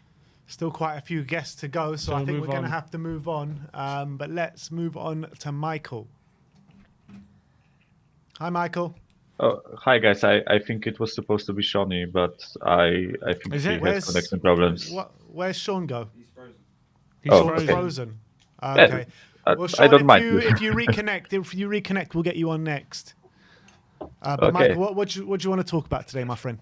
Oh, listen, guys. It was honestly, it was hard to stomach what happened yesterday. Because there have been like plenty of shows. Yours after the match, David Harris has had his own post-match show, right? There are plenty of other channels. I honestly couldn't bring myself to come on because I was just deflated and defeated after watching that performance. I was at my family's home, right, and I was watching this game with my bro, and he was sitting there with me, and he was just as shocked as I was, because I've as soon as the starting lineup came out, I've told him that this game will be a struggle and we will probably draw or lose, and he didn't really want to believe me, but unfortunately I got proven right. So yeah, but what I'm more shocked with is not how the game went, not how we played, not the individual errors, but the reaction of our fan base. And it's really hard for me to talk about this because, I get it. Everyone perceives what's happening with our team differently, right? You are entitled to your opinion about being Conte out or whatever, right? I just, that being said, I feel like there is fundamental lack of understanding of footballing world if you want Conte out and you don't see all the negatives that getting rid of Conte will bring to our club. I honestly struggle to believe why part of our fan base. I know it's unfortunately a growing minority, but it's still a minority of our fan base, right? But I struggle to believe why they are so adamant on attacking Conte with whatever they can and not looking at everything else around it, right?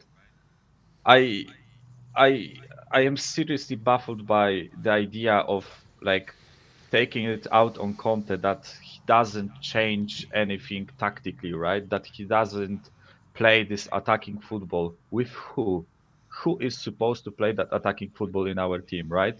If you look at our squad, I think that it's not that out there to say that maybe 7 players, Bentancur, Højbjerg, Romero, Kane, Son, Kulusevski, and let's say Richarlison, okay? Those 7 players, and Perisic, if you really want to wing it, right? Those are the only players that actually have something about them, in my opinion, that they are better than the ordinary, the average Premier League player, in my opinion, right? And this profile of player is what can galvanize this team, but we need more of them, right? If you want to play an attractive football, you need more of those players, right? And out of the 7 or 8 names that I mentioned, 4 of them were injured yesterday, right? 4 of them. We didn't have Højbjerg, Kulusevski, Romero, and Richarlison, right? Our team is in an injury crisis. Whether you like it or not, we don't have 4 of our main starters in the team, right? Whereas Newcastle, they play only 1 game a week and they invest really smartly. The business that they've done in the previous year, it's a really smart, organized transfer policy, right? Whereas when I look at our transfers, we spoke about it during summer, right? I said to you in June, right, that I am, July, that I am satisfied with what was brought into the club, but I don't think that it's enough, and I said that for now I will rate it as an 7 or 8, but it can quickly go to a lower grade because at least I felt like we had glaring gaps in our team, right? It was, and we all said it before the transfer window started. We need a right wing back, we need a center back, we need an attacking midfielder, we need a backup striker, right? And yada yada yada. We all had our like priorities, and some of those gaps were filled, but not all of them. And unfortunately, in my opinion, it now shows that the gaps that haven't been filled, it's clear there to see that our center backs, except Romero, aren't good enough for what Conte wants to play, and aren't good enough generally for a top four aspiring team, right? Like, I'm sorry, but there is a point where you need to stop defending some of our players and actually criticize them for for not having enough quality in them, right? And listen, I am not, like I've told you, like I am not a fan in England, right? I don't go to games. It's hard for me to be like Livy in or Livy out because I don't experience what's there in England, right? In London, but you can clearly see that this squad needs a heavy investment, needs a heavy rebuild, right? And you cannot, like, in my opinion, we have the best manager that we can have right now, right? And if we trust this guy, I am certain that he will bring better football. You think that Conte is satisfied with what he's seeing on the pitch? He's fucking fuming inside him. I am certain of it, right? But he cannot do more with this crop of players, right? So it's hard for me to like understand why you want Conte out, why you want to bring in 15th manager in that ownership's reign, right? And people want, not only they want to bring another manager, like fifth manager in a 4 year time, right? They also want it to be an attacking manager. Guys, we are trying to build a three at the back team, and what's the most important, in my opinion, when you like do your transfers, when you plan your team, right, is to stick with your plan. If you are building for a 4-3-3 system, for example, like Liverpool or City, right, you buy players for that system. If you build for a three at the back system, you buy players for that system, right? We've brought Perisic. He will be even worse in a four at the back, right? Dyer and Davis were shit in four at the back, right? So we don't have an attacking midfielder, which means we cannot play a 4-3-3, because if you struggle to like if you struggle with if you struggle with a three at the midfield with creativity in a three at the back system, imagine what happens if there is even more incentive on those three players to create for our forwards, right? So I think that we need to, like, we as a whole, we need to calm the fuck down, in my opinion. Like, I've watched the one of the fan shows on Henry Wright's channel, right? It was yesterday, and actually they got Lee Gunner on. He's an Arsenal YouTuber, right? And I know it's for our fans, it's often hard to like stomach other fans describing how they perceive our club, right? But I think that Lee was spot on when he said what he said, right? And I recommend watching it because it's actually nice to hear a level-headed fan from opposition talking about your club, right? And I think what we need to realize is within ourselves, we need to decide what are our expectations for this season, and we need to stick by those expectations, right? And it also should be what it also should be what club does, right? Club should like sit around and they should think about what we want to achieve this season, right? And I am most certain that what we want to achieve as a club this season, right, what the board thinks is get us top four, right? This is the main target for Conte, right? And as we stand right now, we are third in the league. I know that Chelsea have a game in hand over us, right? And if they win it, they go over us, right? But still, then we will be fourth, right? So we are still in top four. I am certain that even though our players aren't good enough, that Conte will, when the World Cup starts, we will be in that top 4. We will be, or in the mix, right? We will be maybe 5th on the table, right? But it will be like 1 or 2 points to top 4, right?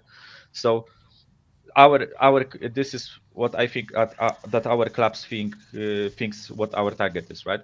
But we as a fans, we need to realize what we expect from this team, right? And if you expect us to challenge for a title, you are clapped. I'm sorry, we are not challenging for a title with those players, right? And deep within, you know about it. Like you as I mean, as those fans that want more from that team, right? You know that we cannot challenge for the title. So the next step from challenging for the title is being in the top 4, right? And we can achieve this. So Conte is doing what he's supposed to do. I know it's not pretty to watch. I don't struggle with watching, but sometimes I am bored the fuck out when I watch Tottenham, right? It's often frustrating to watch, but this is my team. I support them, right? And what's best for this team is to finally stick with the manager, right? People want Poch time back, right? But what Poch got and what Mourinho didn't get, what Nuno didn't get, clearly what Conte won't get if we if we keep like being Conte out, it's time, right? Sorry, not Paratici. Pochettino was here for what was it, 6 years? I think 5 or 6 years, right? And look what's happening at Arsenal. They got time, right? For 3 years they were absolutely dog shit. Right now they are playing well. I know that last 2 performances weren't good, but you get the point, right? So they got time, they got investment, and Conte is way better than Arteta, way better, right? We all know that. So give this guy time, because that's what he needs, right? And he's calling for it, because I am certain that he. Sorry, guys, I went on a ramble. I know that you probably It's want to move okay. on with No, keep going. other guests, but seriously, guys, watch what Lee said about our club, and he literally said what some of our like level-headed fans think, which is we need to stick with a manager, we need to invest in his project, we need to build a team for this manager, right? We need to bring in players that play for his system, play for him, run through brick walls for him, right? It doesn't need to be like Nkunku or I don't know, like some other Would be player for nice. 80 million, right? Yeah, of course it would be nice, right?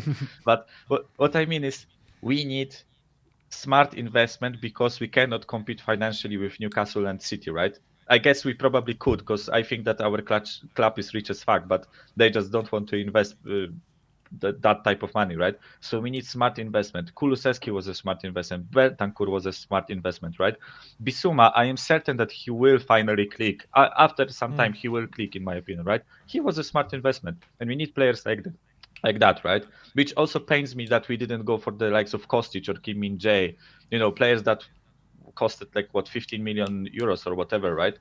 Those were the good type of player for our team, but don't mind that, right? We need to stick with this manager, and like please, like I beg our fan base to calm down. It's not as bad as it looks, in my opinion. We lost at Old Trafford, which we pretty much every season do, right? We lost at Emirates, which we pretty much every season do lose there. And Newcastle, I know it's disappointing to lose to Newcastle, but actually they have a really good record against us. But it's not about records, right? They are a good team with way more time to prepare for games, to rest, and they are actually a really good team. And you can see it by the table position and how they are like swiping teams apart, right? They beat Brentford 5-1 and other teams, right?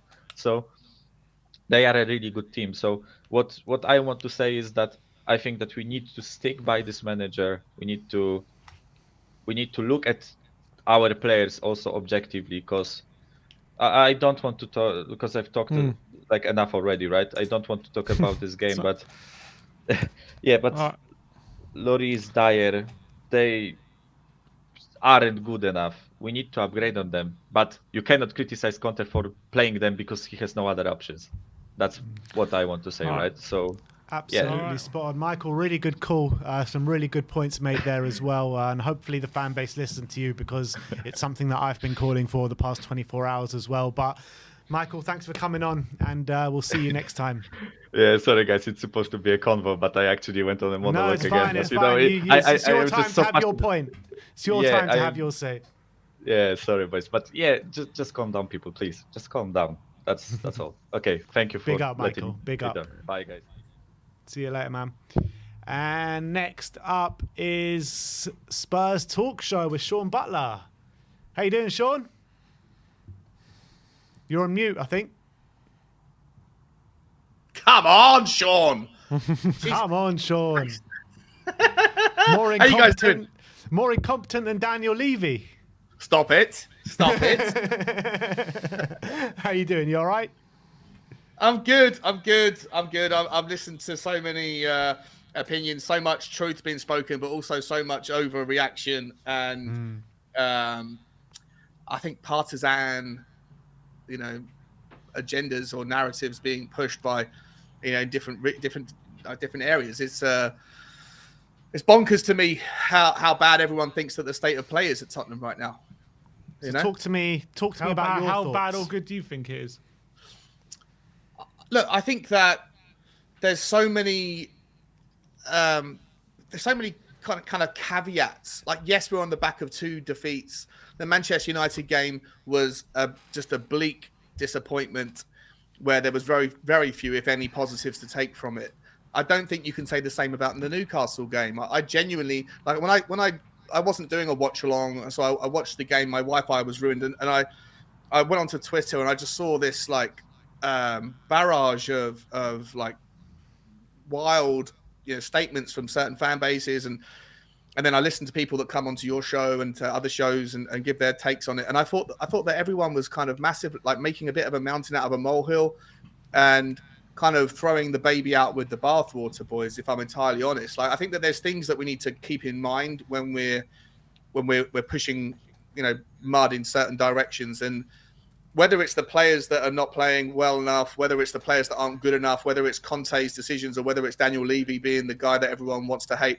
For me, there's other realities that I don't think that we're factoring. I don't hear anybody talk about the ridiculous amount of injuries that we have at the moment, right? Or over this season. I cannot remember a single season where Tottenham, within the first 12 games, had 11 or 12 different players that all factor into the first team, all having either knocks, periods out, or multiple injuries, right? Decky, Romero, Matt Doherty, Ollie Skip, Ben Davies, now Pierre-Emile Højbjerg, Lucas, Eric Dyer even hobbled off after the Frankfurt game. Sessegnon and Perisic have always got some knock somewhere.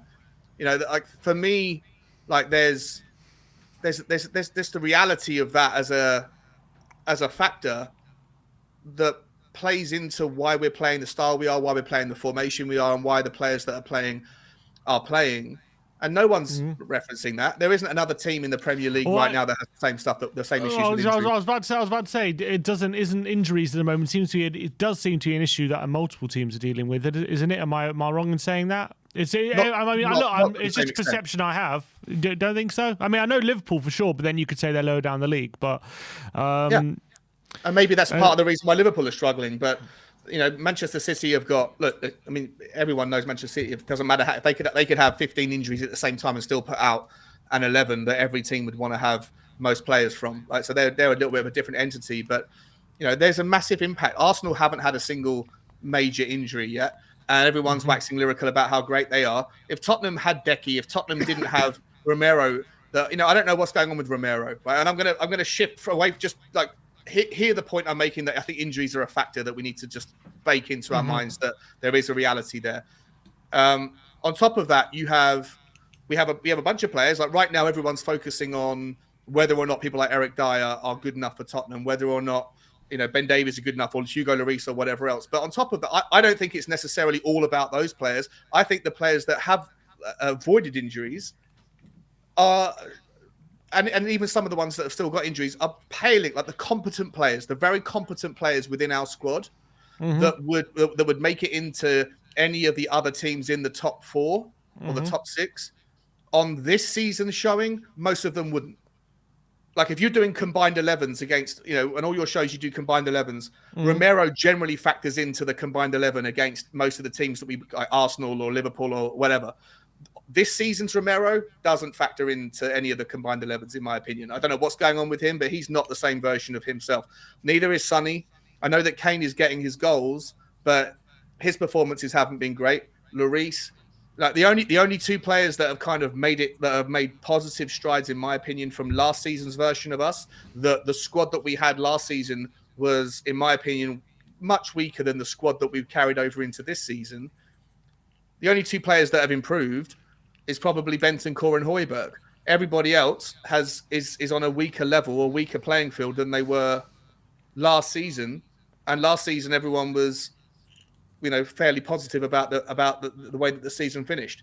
So I think that when people want to throw mud at Daniel Levy, when people want to throw mud at Conte, I don't think they're factoring in not just the weakness of the squad, but also the relative weakness of the players that we would want to stay in the squad that aren't playing well enough. And I think that, like I say, people are guilty of saying things like, you're either Conte out or you're back Conte. You have to be binary. You have to park yourself in one camp or the other. And it really annoys me when if you're not hot, it doesn't mean that you're cold, guys, right? Like there's a million degrees in between. And I feel like there's enough reason to sit there and say, look, I want Conte to stay at Tottenham Hotspur. Am I delighted with the style of football? No. Do I think this squad is capable of playing more attractive football than we currently are? Yes. So I don't want Conte to leave because I know the consequences of that. And I know that we're not going to get anyone better. And I know that if he leaves, Harry Kane leaves and all those other kind of collateral damage consequences. But you don't have to be like 100% behind Conte and agree with every decision that he makes or every tactical style of football. Or if you're not that, then you have to be, I want Conte to leave. And people that say that you have to be one or the other, I think for me, it's a dangerous narrative to start to divide the fan base with. I agree. I mean, there's always nuance, isn't there? And I think that's what this current world is devoid of. People don't like nuance, do they, Sean? No. They don't. That's a big problem. But in terms of the injuries, as you said, we do have bad injuries, and it is forcing us to play formation. But with those injuries, especially Richarlison and Decky not coming back, doesn't look like anytime soon. Yeah. How do we change things? Do we start with Mora? Do we give Hill a run? How do we improve the 3-5-2 if we have to stick with that formation?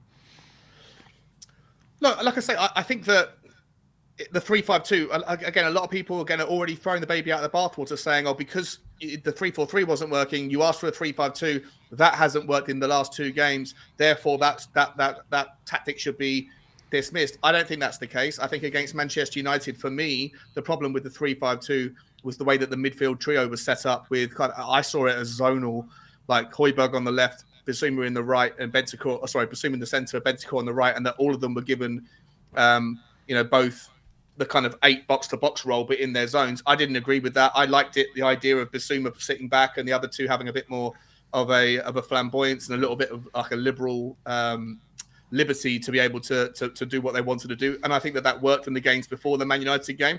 I actually don't think that there was any problem yesterday. Like a lot of people are saying that it was a disaster. I don't think it was. I think that Newcastle are first and foremost a very, very much improved team.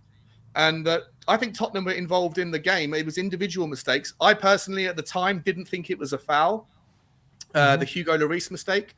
But having seen a bunch of clips recently of Callum Wilson's arm around Hugo Lloris, I do think it probably was on reflection. And if that goes maybe a different way, 5, 6 times out of 10, it goes a different direction. If that doesn't happen, the game doesn't. When you have a decision like that happen, the game changes. Newcastle United, who don't concede very many goals anyway. I think they've conceded the fewest goals. They then can have a dynamic switch to their formation, to their style of play. Tottenham have to come out. Obviously, there was mistakes from Hugo Lloris with the distribution. Obviously, Eric Dyer shouldn't have been berating the referee. He should have got back onto the goal line. So individual errors were what led to the goals, in my opinion. And then once you're chasing the game, it becomes a whole different affair.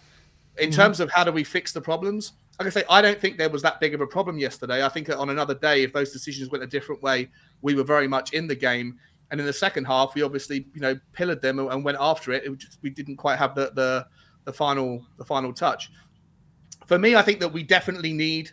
I said this in my video this morning. I think that we definitely need some backing from Daniel Levy. There's 50 million quid still sat in that 150 million pound tranche that wasn't taken. I think you need to get that. You need to find another maybe 100 million quid. And in January, even though you're going to have to pay 20% more probably for those players that you want, if you can find them, I think that it's right now. It's a now or never thing. And you need to go early. I'd rather spend the 20% premiums on players in January than wait until the summer, and I think that Daniel Levy will probably see it from the same perspective, because I think I saw one of you guys on a WhatsApp group saying if Tottenham look like top four is under threat, it's more likely that Daniel Levy will spend in January than he wouldn't. And I think right now there's 7 teams that are all going after those 4 spots, and so. For me, I think that we can go and do it. I think we need, if we can get 2 centre backs in alongside a right wing back, but generally, if we focus on the centre backs rather than the creative player, 2 centre backs and a right wing back, then I think that the players that we do have in the rest of the team can do enough. I think that if they don't have to worry so much about the defensive frailties within the team of certain players, then that would be the solution for me. All right, Sean, absolute pleasure as always, my friend.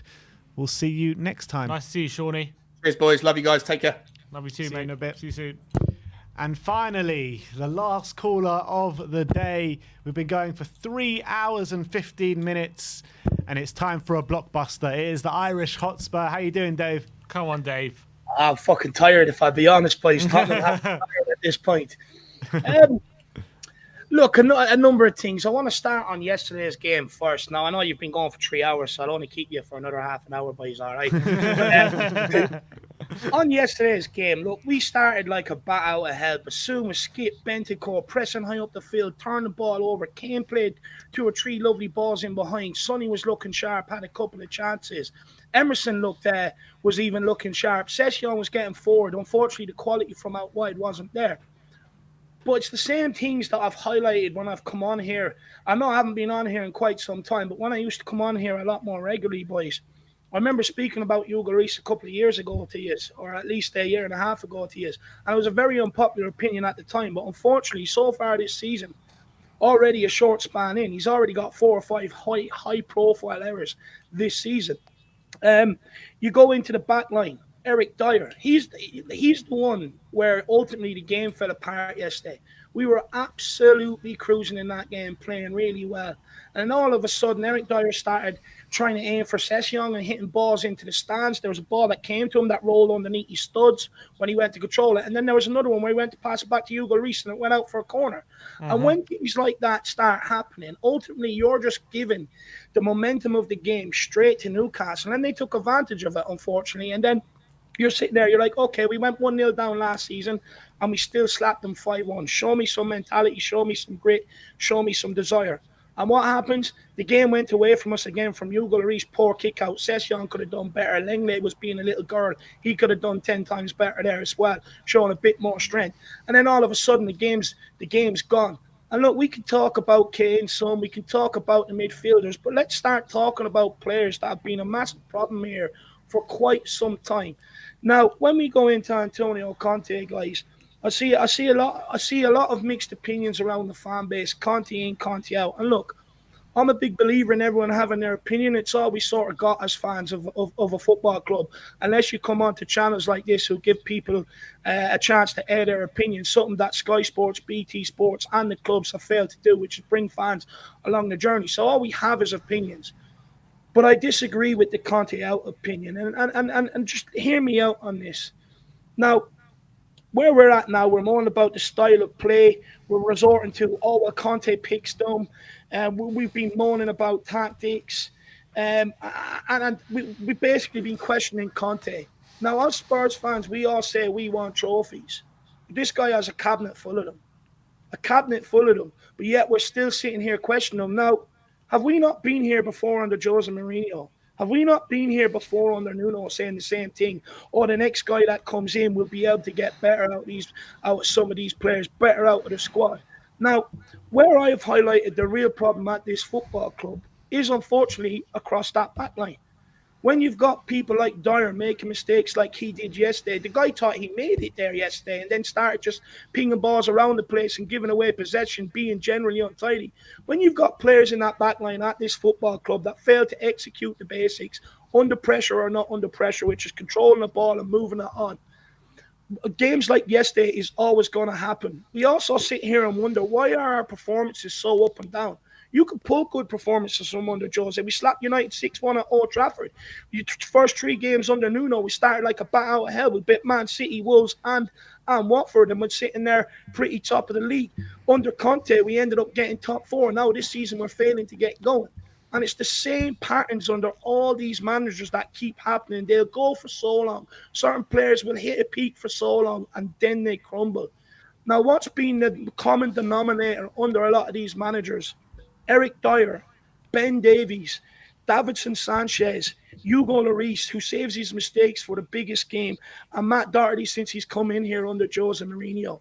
They're simply just not good enough to play the modern way. We sit here and call for managers to come in the door and start playing this attractive football. But how can we do that with the back line we have when, unfortunately, they can string 10 good passes together, but then their next 4 are going to be wayward? Sanchez was woeful on the ball yesterday. Dyer was woeful on the ball, and it ultimately led to our collapse. Ben Davies has been bad this season. Matt Doherty has been bad this season. Hugo Lloris has been bad this season, and they've been the common denominator under all these managers. They've formed the majority of that backline underneath all these managers. People say to me, oh, get Poch in. Okay, but ultimately, when Poch had to start relying on Dyer, when he started having to rely on Davies, when after the Champions League final going into that season, they failed him. What makes people think that this guy's going to come in here and start getting them to execute basics that they've failed to do between Dyer 8 years, Davies 7 years, Sanchez 5 years, Doherty 3 or 4 years? Then you go into some of the quotes that I've picked out over the last couple of seasons that I've heard under different managers. Now, just give me a second here and I'll find them. The first one is Matt Doherty, which actually only came out recently. And he says, this is about Jose Mourinho. I let him down. People think he was bad for me, but it was the other way around. He put a lot of faith in me, and I didn't really perform. I just don't play well. I just didn't grasp it. I don't know. And then you go to Davies after Vitesse. Davies quotes, it was a very tough game for us, a tough atmosphere to play in, and we didn't give the best account of ourselves. The effort was there, but it was a shame the way it ended. It was tough to get going. Most of us needed minutes, and it was a good opportunity to get them. The result wasn't what we wanted, but we have to go again. I don't think the pitch helped, even though it's the same for both sides. We didn't have any decisions go our way. Now, if that's the mentality of some of your players who are basically just hiding behind excuses instead of looking at themselves, and you can say, okay, Doherty looked at themselves. But at the time under Jose, he hid behind Jose. He hid behind Tottenham Hotspur. And it's cowardly. It's weak to come out 2 years later to say that. But if these are the mentality of your players, and then you have Davies blaming the atmosphere, blaming the pitch, this, that, and the other. If these are the mentality of some of your players that have formed that backline over the last few years, is there any wonder why one game they play well and the next game they ultimately come here to let you down? There's a lot to take in there, David. Just on the Lloris comment, you said a lot. You're putting a lot of blame on Lloris, but Conte is the one who gave him a contract. And do you not think he trusts him, Hugo Lloris? Do you not think Conte trusts Lloris? And when you say he's not good enough, like you say he made 5 mistakes this season. I don't remember anywhere near that amount of mistakes he's made. I remember Arsenal, West Ham, he kicked the ball out when he was under zero pressure whatsoever. Against Sporting, he's supposed to be the captain. He's high-fiving people after 3 or 4 of them have been skinned. He's supposed to be your captain. Instead of bollocking them and saying, hang on, guys, let's not get carried away here. There's a corner to deal with, which ultimately led to Sporting scoring. Yesterday as well, there's another game that I can't remember what game it was, but he kicked it out and they went on to score from it as well. So he's made a number of high-profile errors. Look, I agree with you. I think Hugo Lloris has been a great servant to this football club. He's been a great shot stopper. But I fear we've left his replacement maybe a bit too long. I do see him on the decline this season. But you completely. But he's won games for us as well this season, hasn't he? Fulham at home, I remember. He won a game for us with some great saves. Wednesday night Well, against he's Hugo, put in a couple against of Man decent United, it would have been 5 or 6-0 if it wasn't for Hugo. No, that's fair enough, but we still lost 2-0 at the end of the day. But, like, look, the point is with Hugo, if we want to play this modern way of football, we need a goalkeeper that's comfortable with the ball at his feet. We need centre-backs that are comfortable to be pressed, or whether they have time to be able to execute the basics at this football club. And right now, we don't have that. And we keep sitting here blaming the managers, asking the same question every single manager. Since Poch's sack, and I've heard the style of play needs to be better. The next guy that's going to come in here will get better out of these squads. Now, in fact, I call on Spurs fans to learn lessons. Under Jose Mourinho, everyone had their arms up in the air. Even though a lot of what Jose said at the time, if you go back and watch the documentary now, it's all come true. A lot of the players he spoke to and called out have all since left the club. Now, as a club and as fans, we've continued to back our investments, which, look, I fully understand. It makes sense. It's what most business do. But we keep doing it and we keep ignoring the same fundamental errors that are basically staring us in the face. The common denominator is some of these guys who have continually let Jose down. Under Jose, they were top of the league and they got to a Carabao Cup final. Now, Jose was sacked 6 days before the Carabao Cup final. But all of a sudden, our form fell off a cliff. Under Nuno started very well. All of a sudden, our form fell off a cliff. And now you're doing the same now. Now, we've spent money up in the forward area. We've spent money in the midfield where we all thought the problems were. Where we haven't really spent enough money is in that back line. And I said this to you before, and it may come across harsh, but Davies, Dyer, and Sanchez, they've all been beneficiaries of not having enough investment in them centre-back positions. And that's why currently we're stuck with them. And we can keep saying, oh, well, the manager must like them if he keeps playing them. He's got no choice. He's got no choice to play. If you take Dyer out, you have to play Sanchez. If you take Sanchez out, you have to play Davies. It doesn't matter. One of them have to play across that back three. And unfortunately, with the mentality they have and the lapses and concentrations, they will ultimately let you down. And what happens then is that nervousness then filters out to the rest of the squad, to the rest of the players. They're like, well, hang on, we're performing. We're all performing here. We're all at it. But unfortunately, when them errors and them lapses of concentrations keep happening, it just lets everyone else down. And then it gets to a point where, as us fans, look, I was doing a watch along yesterday, and most fans could sense it once Dyer started doing them mistakes, that something was going to happen. A goal was going to come for the opposition. And if we're feeling that as fans, and the fans in the stadium are feeling that, you just know them players that are feeling that. They know it. They know it's coming. And for me, I think until we change that, but rotate that back line enough, we're going to keep seeing the same thing under every single manager that walks in this door if you keep persisting with these guys to form a back line. And I don't actually know who is actually Conte out, because I've seen it a lot from like these fake accounts online and people in the comments and stuff, but I've never actually met a person or someone actually physically said to me, Conte out. I think it's ludicrous. I think it's absolutely madness. Like, we sit here and moan about trophies, but then question a guy that's got a cabinet full. You know, it's absolutely madness. At some stage, we have to sit here and show patience under a manager. Now, when you look at our squad, guys, right, and I'm going to go through it here now quickly, which is, I did warn you to be here half an hour. I might make it 29 minutes just to be nice. Make it 28 and a half. But where am I? The squads, just give me 1 second. So we actually have a squad right now that resembles 4 different regimes. So from Pochettino, we still got Kane, Son, Hugo, Skip, Mora, and then you've got the worst of them, Dyer, Davies, Sanchez, and you've also got Winks out on loan. Under Jose's era, you've got Højbjerg, Doherty, Sessegnon, Tanganga, and you've also got Ndombele, Lo Celso, Reguilon, and Rodon all out on loan. Then under Nuno, you've got Royal, Gil, Romero, and Sarr. And then under Conte, you've got Richarlison, Perisic, Bentancur, Kulu, Forrester, Spence, Bissouma, and Lenglet. So we have a squad right now, which is, no matter what manager comes in here, they're piecing bits and pieces together from different regimes. Jose Mourinho lasted 17 months. Nuno lasted 4 or 5 months. And Conte is not even here a year. It's not even his year anniversary yet. And we're already calling for him to go. Now, what we need to do is do what the likes of Liverpool have done underneath Jurgen Klopp, where Jurgen Klopp, when he first came in, the performances were not the best. The fans were a bit dubious on the guy. They got slapped 3-2 by West Brom, and they're over there doing this and that to the crowd. But what Klopp was doing was building a DNA, a winning culture, an environment where everyone was in it together. And then the board decided they would back him. He went on to win every single cup that there is to win in club football. And that's because the fans and the board showed the guy patience and let him completely mold the squad in his favour, in the way he wants it.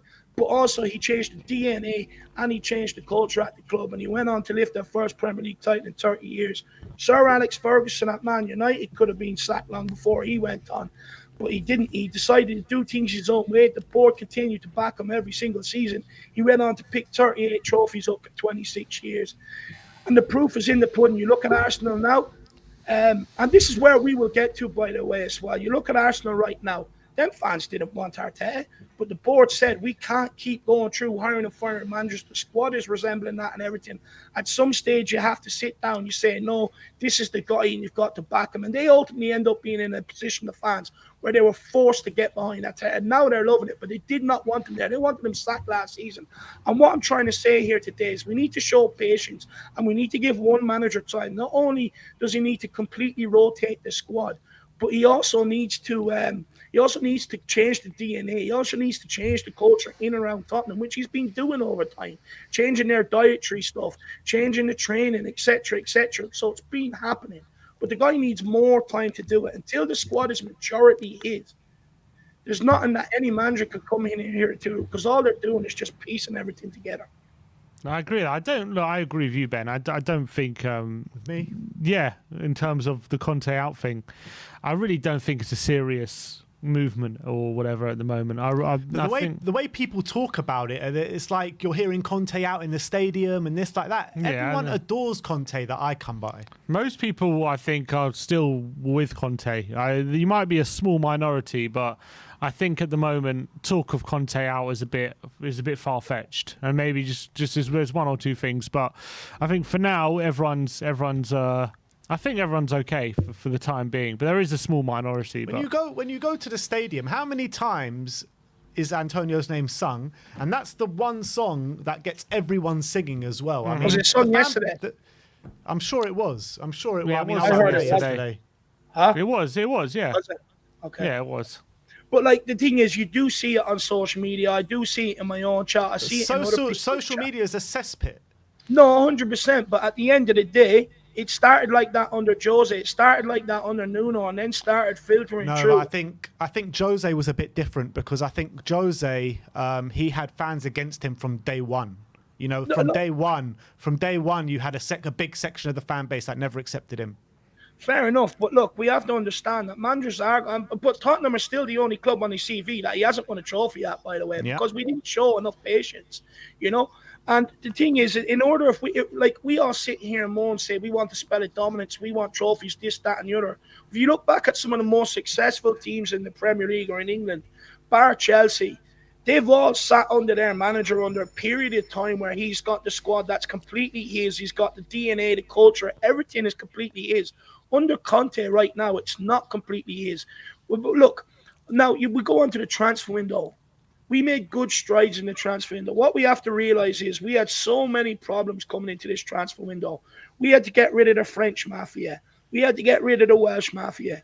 We had to get rid of the guys organising cricket games being put out on videos under Jose's era when we're losing games. We had to get rid of guys that we brought in here that basically completely took the piss out of this football club, out of the fans, and stuff like that. We had to get rid of all of that. So we've made good strides in doing that with Paratici.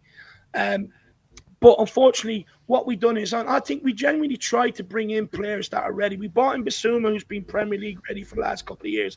We brought in Richarlison, who's been Premier League ready the last couple of years. We brought in Perisic, who's been world class for about a decade now. And look, some of these players are struggling to adapt. We got lucky last January when Kulu Bentancur came in and hit the ground running, but it's not going to happen every single time. But what we did do this summer is we built a solid foundation where now we can build on. We've brought in good professionals, good steady professionals to come in, do the right thing. And now what we need now is just another couple of windows. Hopefully rotate the squad a lot more under Antonio Conte. I think the first area we need to address next in the next window is that defence, is that centre-back area. And I think once you address that and once you improve that, because it's the common denominator over the last few years, I think you will see us go on and play a lot better football. We cannot play the modern way where when you put the ball to Sanchez or Dyer, it's 50-50 whether they get it under control and pass it to their guys. The same with Matt Doherty. The guys are playing scared, and unfortunately their mentality is just not there. They panic, they play scared. And if we want to go on and win trophies, they have to go. They have to be rotated. So for me, I just think we have to show a bit of patience. And look, I get it. Over the last few years, it's been absolutely hectic at Tottenham. We've gone from a Champions League final to Poch being sacked, to Jose Mourinho being hired, to being top of the league, to falling, to getting to a Carabao Cup final, sacking our manager 6 days beforehand, to the hiring and firing of Nuno, to Conte's heroics last season. It's been absolutely non-stop football and drama. But sometimes you have to take yourself out the immediate situation as a fan and the reactionary situation and look at it from an outside perspective, or try and look at it from an objective perspective. And at some stage, we're going to have to sit here underneath a manager. And I say to fans, it can either be Antonio Conte, who has a proven track record of doing it. He's done it at Chelsea. He's done it at Inter Milan. He's won things at Juventus and stuff like that. Or else we can do it under another guy who might come in and try to play it the right way, but ultimately doesn't have the experience to be able to deliver what we want at this football club. Look, regardless of your thoughts on the owners of the playing squad, we're in a very precarious situation right now where we don't want to lose the two best things to this football club, which is Antonio Conte and Fabio Paratici. And by the way, if Conte goes, Kane goes. It's that simple. But we don't want to lose the two best guys. Paratici's recruitment has been so much better than what Steve Hitchens was. I know we're not seeing it on the pitch right now, but the reason why the performances are up and down is because of mistakes like yesterday, where if you're not in the mood to be able to pass the ball around, ultimately you end up giving it back to the opposition. So for me, I just think we just need to show a bit of patience under one manager and try and build something. And I know people don't want to hear it, but that's where we're at right now. And that's what we need to do. Because if not, it's only going to happen for 2-3 years down the line, and I'll be under a guy that nobody wants here. All right. Absolutely. Dave, thanks a lot for coming on today. Some good points made there. And I think it's important as well not to go too over the top after we lose a couple of games, and have a bit of patience for Antonio Conte, if not for anyone else. So big up, Dave. We'll speak to you very soon. And yeah. Just quickly, if anyone wants to hear me maybe expand on my thoughts a bit better, I did release a video. Funny enough, I actually recorded it Saturday, and it was still topical and on point today. And that that's how bad that backline is. That it was, I could put it out today and it was still on point. So if anyone wants to maybe hear on it further, get over to the Irish Hotspur and check it out. It's up on the channel now. It's probably a bit more detailed and a bit more structured than what I said here today. Boys, keep doing what you're doing, and everybody, Sporting. Just quickly, sorry, I know you want to go for your burgers. I know you're hungry, boys. But starving. Look, just quickly, Sporting, we have to understand this. Sporting is very, very important. Our away record is absolutely shocking. If we do not pick up 3 points against Sporting, there's a potential we have to go away to Marseille to win that game. And with our away form shocking, and with Marseille being one of the most hostile places in Europe to go, it's not going to be nice. If these guys crumbled at Zagreb away, they crumbled against Colchester before. They've done it against Vitesse away, NS Mora away, some of these guys. They ain't going to Marseille to get a win, or they're not coming out with a win. So we have to do the business against Sporting midweek. But everybody, keep behind the boys. Keep a bit patient.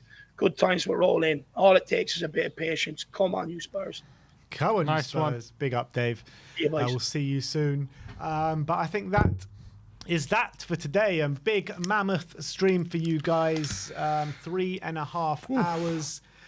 It's time for us to go get some lunch and fill our bellies, but we'll be back very soon for player ratings and 5 takeaways. So stay tuned for all the content coming your way. Thank you everyone for joining us today. Like, subscribe and comment, and as always, come on you Spurs.